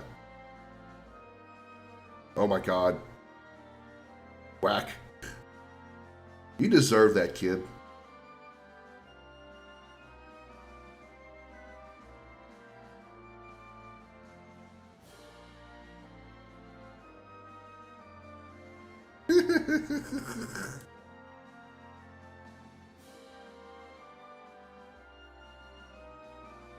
Hello, useless character.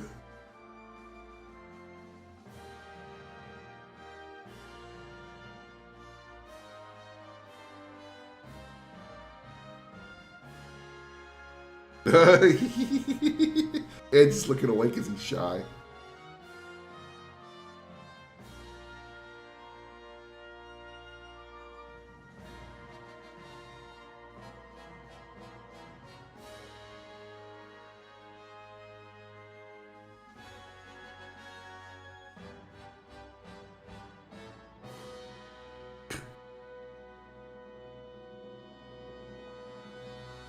Goodbye, everybody.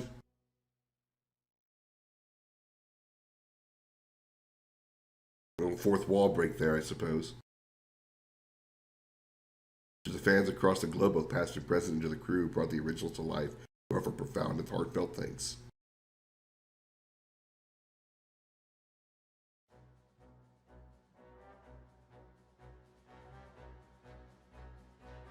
Well, I can say that I agree with people that Final Fantasy IV is among the 2D Final Fantasies one of the best.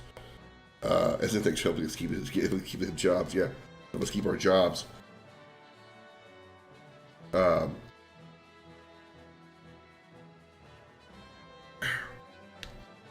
Thanks for the job security, yeah. The storytelling, the narrative, the way the narrative was portrayed and presented very much fit more into the way that I know RPGs are nowadays and more than what I'm used to. Like, again, using Final Fantasy VII as my example because 7 was the first time I'd actually played an RPG. So I kind of like Dead Space was my first horror game. So that's my baseline for horror games. That every horror game that I play has to at least be at Dead Space's level of good before I consider it. 5 is better than 4. Hell, 1 better than 4.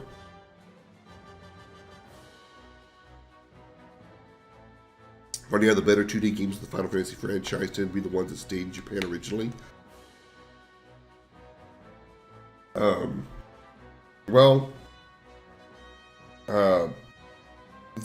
The storytelling of 1, 2, and 3, at least from the way I experienced it, maybe I just didn't experience it right, so to speak.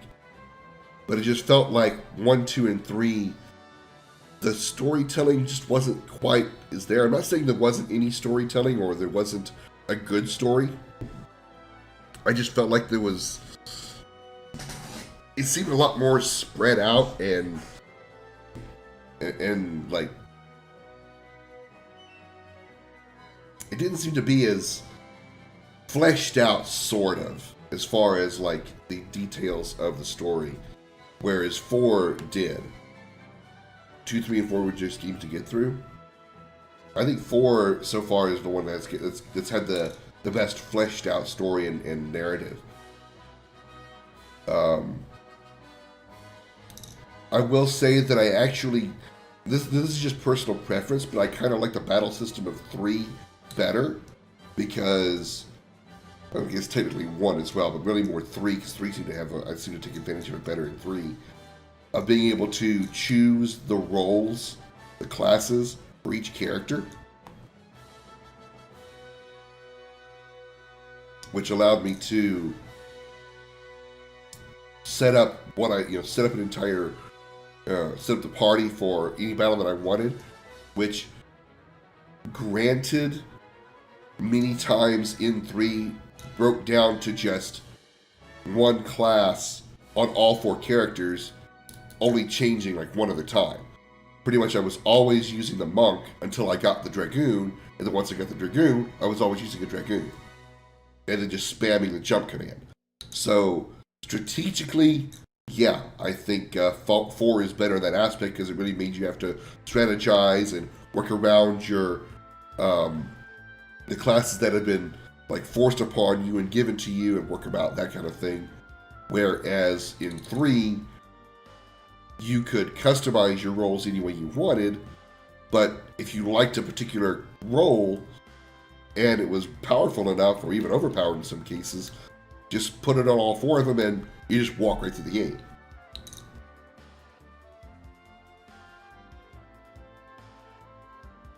Seven felt like the start of a downhill spiral for the franchise. I think I can't speak for 5 and 6 because I haven't played them yet. 7's going to be my favorite because, like I said, first game ever played. The first Final Fantasy / first RPG. I ever played, right alongside Chrono Trigger. So they're both right up there. If they said what is your favorite RPG, I couldn't pick one or the other. I would have to say Final Fantasy VII and Chrono Trigger because I played them both. They were both my first. I was playing them both, not literally at the same time, but right about the same time. I didn't have a gaming system at my house because my father was one of those asshole kind of people. Those like video games are the bane of all existence. They rot your brain. They turn it into mush, so on and so forth. So I didn't get a chance to, play any of these games. So the only time I had the opportunity to was when my friend Eric, who lived down the street from me, he had a Nintendo, he had a Genesis, he had a PlayStation, so on and so forth. I played Chrono Trigger on his Super Nintendo, and I played Final Fantasy VII here and there on his PS1. So I kind of like went back and forth. Whichever one he happened to be playing, I would either watch him play or play some myself, or vice versa,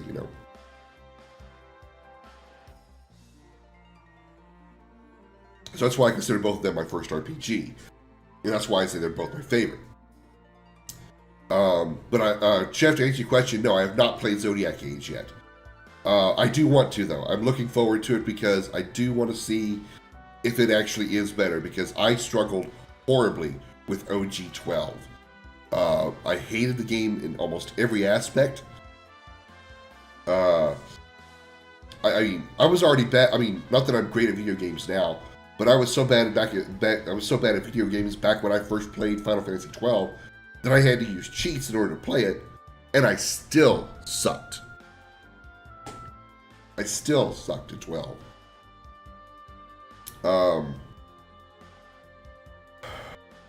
But getting back to what I was saying, 7 is a baseline. 8 has an okay story with its ups and downs. Battle system that, if you can utilize it properly, is actually good and enjoyable, but you do have to forego some of the things that you would normally use in other Final Fantasies. For example, typically you want to use magic in your Final Fantasy games. You get magic, you want to cast your Fyras, your Thundagas, your Blizzaras, so on and so forth. In Final Fantasy VIII, you're kind of punished for doing that, because if you draw magic and you equip it on your characters, which is how you strengthen your characters, those characters will lose that strength because you're taking away their stats by casting those abilities. Excuse me again. So if you can just set that aside as just, okay, when I play Final Fantasy VIII, I cannot cast magic. Put that thought in your head. Put the thought of like not casting magic at all. Just throw it aside and just go with everything else. Go with attacks. Go with GFs if you want to. Pretty much, I think when I played 8, I think I always just used physical attacks. I don't think I ever did any magic casting unless it was like a magic that I absolutely knew was not equipped on anybody. Draw cast is the way to go. That is the way to do it. The only thing is you have to know the bestiary beforehand, or just hope that whatever you're drawing, the draw casting, isn't going to be the strength of the opponent. Like if you're drawing a fire spell out of a fire creature, like a fire, red flan, for example, fire flan, you're not going to be able to hurt it. You're only going to heal it. So unless you know the bestiary well enough to know, or have like a guide to tell you what magics are and what monsters, you're kind of in a gamble when you do the draw cast technique. Not a bad one, but it is kind of a gamble. But as far as 8, if the story is okay, if you can make the battle system work for you, you can enjoy the battle system. Right, you can also use the card system to improve stuff too. 9 is a throwback, like Chef said, to the previous Final Fantasies. In almost every way. You go back to a 4-party system. You go back to a one-hit system. Like there's not a multi-hit thing like Omni Slash or Lionheart like there is in 7 and 8 respectively. Every attack hits only once. You actually have dedicated classes. You have Titus as a Titus. If Zidane as a thief, you've got Garnet as a summoner. You've got Ico as another summoner, sort of summoner, and you know, white, it's a bit of white mage and Garnet, so on and so forth. You actually have specific roles with each character. Another name I just got here. You got a COVID booster shot at. You gotta be kidding, Alcatraz. Did you really? Did you really get a COVID booster shot ad when you came into the stream? Talk about irony of ironies. Welcome in, by the way, Alcatraz.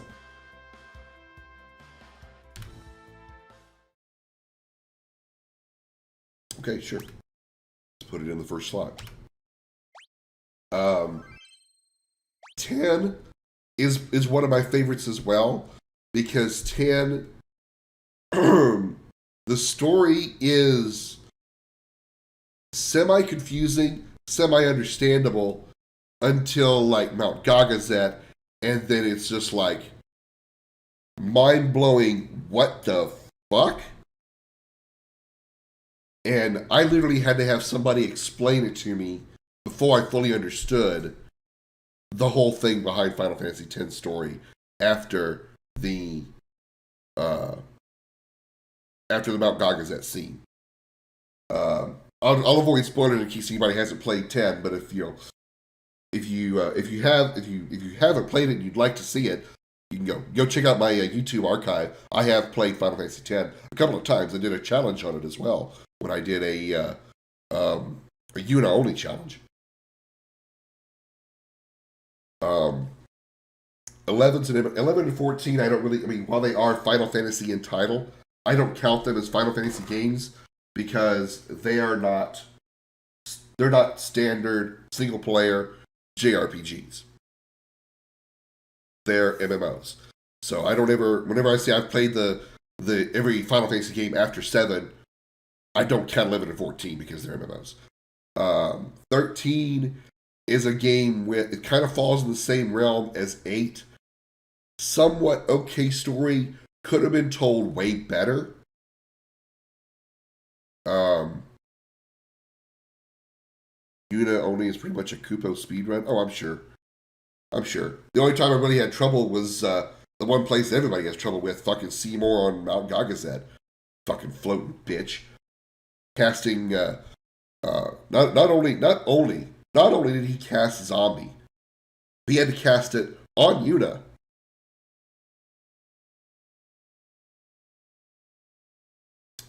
The story could be told. Story 13 could have been told better. 13. The battle system. The battle system is good. It's actually very, very good.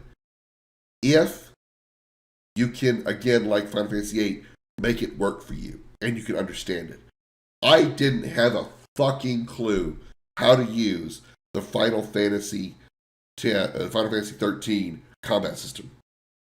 I didn't understand the differences between. I mean, I understood the systematic difference of Commando versus Ravager versus Medic and so forth as to what they did.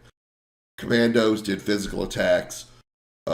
Ravagers had weird mages, they did the magic attacks. Medics did the healing, so on and so forth. Hi, Yuna, Walker, Chapu, and Fang. Hi! But I didn't understand how that connected to the chaining system of 13 and how to utilize the chain system to take advantage of the weaknesses of the enemies. So, at a certain point, I couldn't get past a part when I was playing it solo. Oh, yeah. Vanille is a very eclectic character, especially with her accents.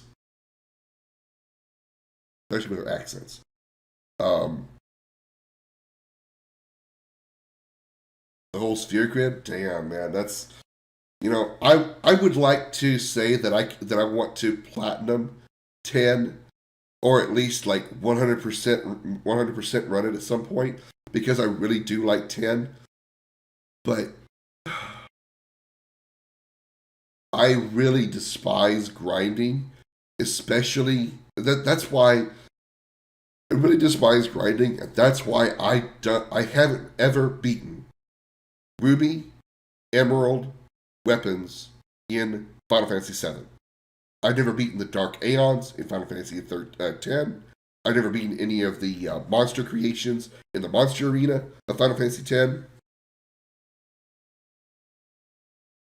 And that's because I don't like taking the time to spend 20 hours, almost as much or even half as much time grinding to build up the stats, the equipment, all the stuff that you need to beat those enemies. 7 is a little more doable. No, yeah, I've never legit beaten Emerald or Ruby. Now I beat Emerald and Ruby in the new threat mod because you had all kinds of buffs. You had really buffed, overpowered weapons, and you had Ruby and Emerald were severely debuffed. Like they didn't have 1,000,000 health. There's no way. Underwater Coder is overkill. Yeah, you're right. Yeah. So I've never done that because I never wanted to take the time to do all the chocobo racing and all the shit you need to level up a chocobo in order to breed the chocobo to get the right color chocobo, and then go race them, get them high enough to go breed them again to get the next level, to go race them, and so on and so on and so forth. That's the part of the grinding I didn't feel like doing for 7. But as far as 10, getting the sphere grid fit maxed out so you could take on Penance and Nemesis and all the monster creations, all the Dark Aeons, that kind of time grinding, I can't tolerate doing because at a certain point, I need something different to do. I get bored. Ruby has less HP, beat Ruby, you get a gold check. Oh, yeah.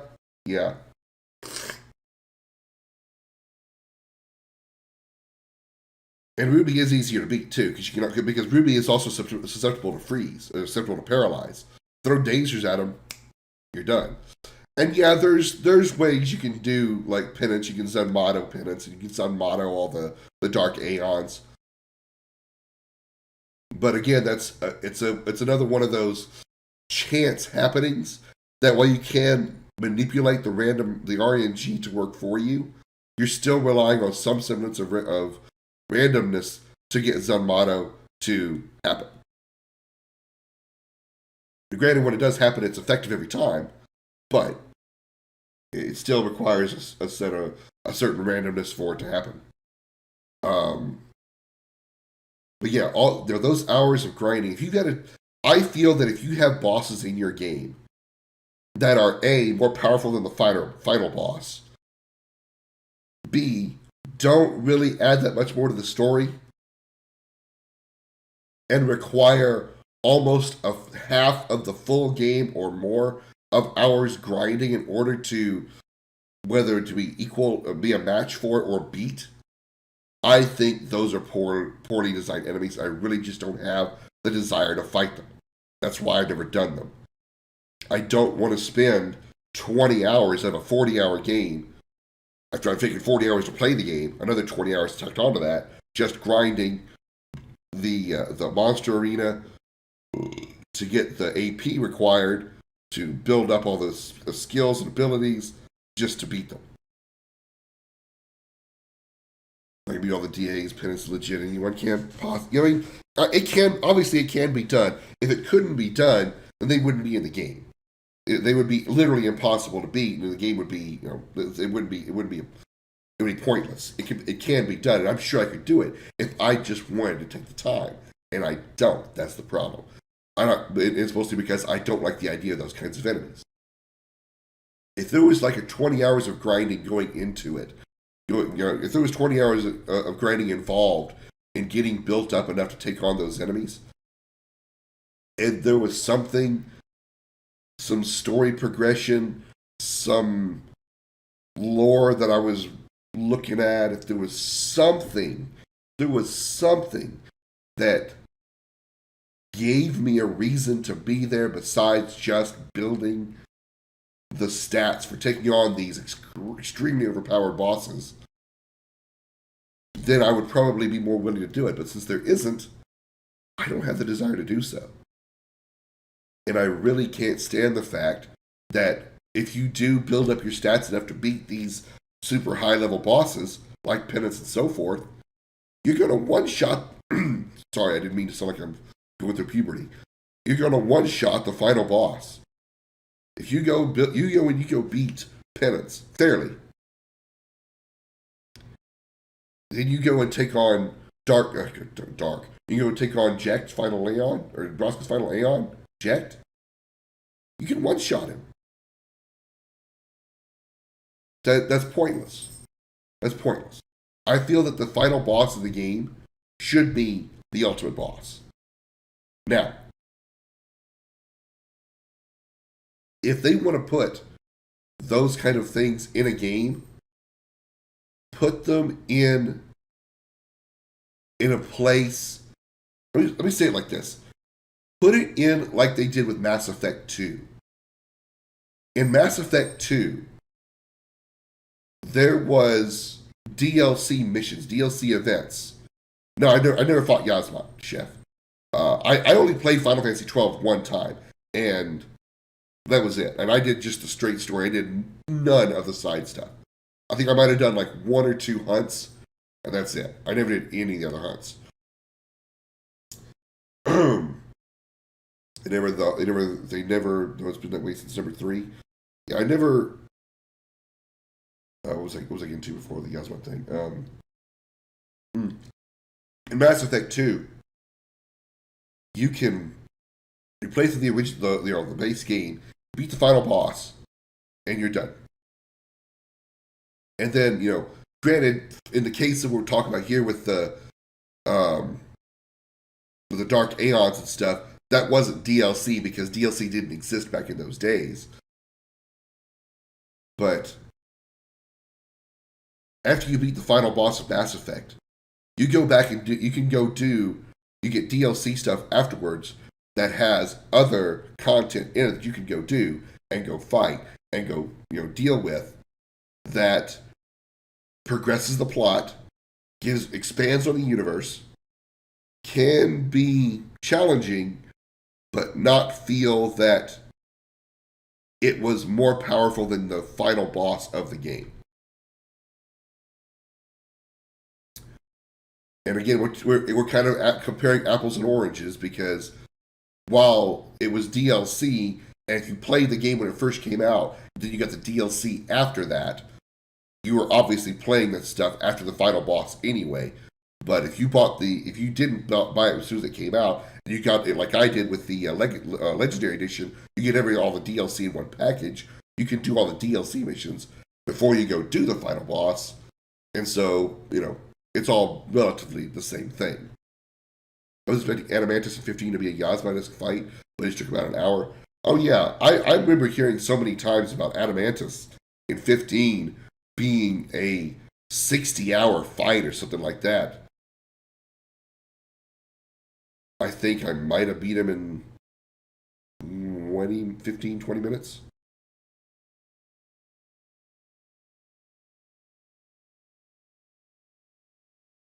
I don't know what all the hype was about, honestly. I'm not trying to fluff my own dick about that either. I just don't know what all the hype was about Adamantis being so powerful. Now, what I can say about Yasmod is this is something that I heard about Yasmod. Yasmod, there's a save point in the battle arena where it was like nearby the battle arena where you fight Yasmod that you can go down to and save and go back into the fight, and he will not have restored his health. I don't know if this is true or not, but this is just something that I've heard. But still, fights like Yasmod, that I think that's just excessive. I mean, that's for people that really enjoy the game, that really enjoy the battle system, that just absolutely love the game in general. And that's all well and good. For the people that love the battle system and love those games and want to take on those super hard challenges, that's wonderful. Go for it. Absolutely. I'm all for it. Put them in the game, it's great. But I guess you can call me more of a casual player, even though I would say I'm a little bit more than casual, because I put a lot of heart and soul into all these games when I play them. I still don't have the interest in playing them. I was closer to 40 minutes. Yasmat was a chore, though. I thought we need to be quick while installing, leaving the save area. He regenerates health super fast. Okay, so he does regenerate health, but if you're quick enough, it doesn't really change. It doesn't do much. Got it, yeah. Yeah, if you're taking on a super hard boss, and you've got to use... Okay, let me say it like this. I don't have too much of a problem with using cheese strats. And when I say cheese strats, legitimate strategies that make the battle or make the game far easier, those are acceptable. Those are acceptable. Like using Zanmato against the Dark Aeons, for example. That's cheesy. Now, exploiting glitches and that kind of thing, that I think is not acceptable. That I don't think is acceptable. Now, I'm not saying I probably have never done that, never taken advantage of an exploit or something like that. But I'm not, because I might have it, I just don't remember. But I would think of it like this: if you can't, for me, if I can cheese a really hard boss just so I can say, yeah, I beat that boss, then yeah, I would do it. But if I wanted to beat the boss without using a cheese strat, then those... Let me say it sort of like this, from my own experience. If I were to take on Penance, let's just use that as an example. That's a hard an optional super boss that I know. If I took on Penance and I beat Penance without a cheese strat, then I would have the right to say, you didn't officially beat Penance unless you beat him without using Zanmato or a cheese strat. But since I haven't done that, I can't say that and not be a hypocrite without being a double standard. So, anyone can look at me and say, well, you didn't, even if I did actually beat, I haven't never done it, even if I had actually beaten Penance with Zanmato, anybody can look at me and say, hey, you fairly beat Penance, you used Zanmato. I did it, that's all I care about. But, that's just how I feel. If you beat a super hard boss fairly without cheese, by all means, you have every right to say, cheese strats, you didn't beat him. Maybe like you said, you may have the trophy for it. You may have screenshots that you did it. You didn't beat him fairly as far as I'm concerned. But that's only if you beat him fairly. You have the right to say that. If you haven't beaten him fairly, or haven't beaten him at all, like I did, like I haven't, you can't say a damn thing. And that is the Dragon's opinion. Have a nice day. Okay. Whew. Hi, Comet. And how long have you been laying there? Somehow I did not notice you. I'm not going anywhere. Well, I'm going somewhere for a second. You're right where I need to put my headphones. Thank you, Comet. A friend Greg beat him before I did because I was in college. Ruby Weapon in 7 the first time fairly, but I was drunk. Can't remember what I did. Cheese strat since then. Well, I mean, the strats I know for beating Ruby, I really wouldn't call them so much a cheese. Specifically, what I'm referring to as far as Ruby is using dazers on him because he's susceptible to paralyzation, like I said earlier. And I wouldn't call that so much of a cheese strat. I just think that's just smart strategy. And I just think that's clever strategy. Because typically, when you go up against bosses, if you don't know that in advance, it's kind of common thinking that every boss that you go up against, especially optional super bosses like Emerald and Ruby, they're going to be immune to all status elements. Because they're optional, they're super bosses. All they're there for is a huge amount of health. They're a bullet sponge, essentially, for you to beat the hell on and hope that you can live long enough to beat them. So having, not knowing that Ruby is susceptible to paralyzation, if you do know that in advance, then I think you're just better off. I don't really think it's a cheese strat. A cheese strat to me would be using Zanmato against Dark Aeons and Penance. Because that's not trying. That's not strategizing. That's taking advantage of the RNG and just using a one-shot kill. Double summons is the cheese strat you can use. Odin to stun for the first and Cade Doder for the second. Wait for him to move, recast, and repeat. I think you can also summon Hades. Because I believe Hades also casts... I think Hades also casts Stop. So if you don't have Dazers, you can cast Hades. You can you use a W summon, you can summon Hades and Coder to stop him and use, obviously, Knights of the Round for the damage. Yeah, Hades, yeah. Because Odin would just use Gunga Lance because you wouldn't be able to use Steel-Bladed Sword, essentially Zetsuken, because you can't one-shot Ruby. Okay. I need to take a quick piss break. I'll be back in just a minute. When I come back, I've already beaten 4. I'm not marathoning these games because it's really a bad idea to try to marathon them for me because I burn out so easily. I've done that too many times before. I would say too many. I've only done it twice before, but I got burned out both times. I'm not really sure what I'm going to do next. I had put in my Facebook post about doing some fighting game story modes because I just kind of was in the mood to play some fighting games. And since I'm definitely not a competitive fighter, I just like seeing the stories. I thought maybe we should play some fighting games in story mode. So maybe we'll get started on that. Something maybe.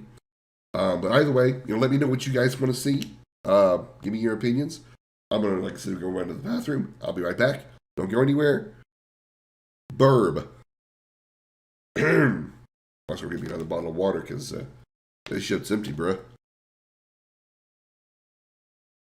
Although I gotta say, this deeper voice does make me feel like my dick's longer. That's for sure.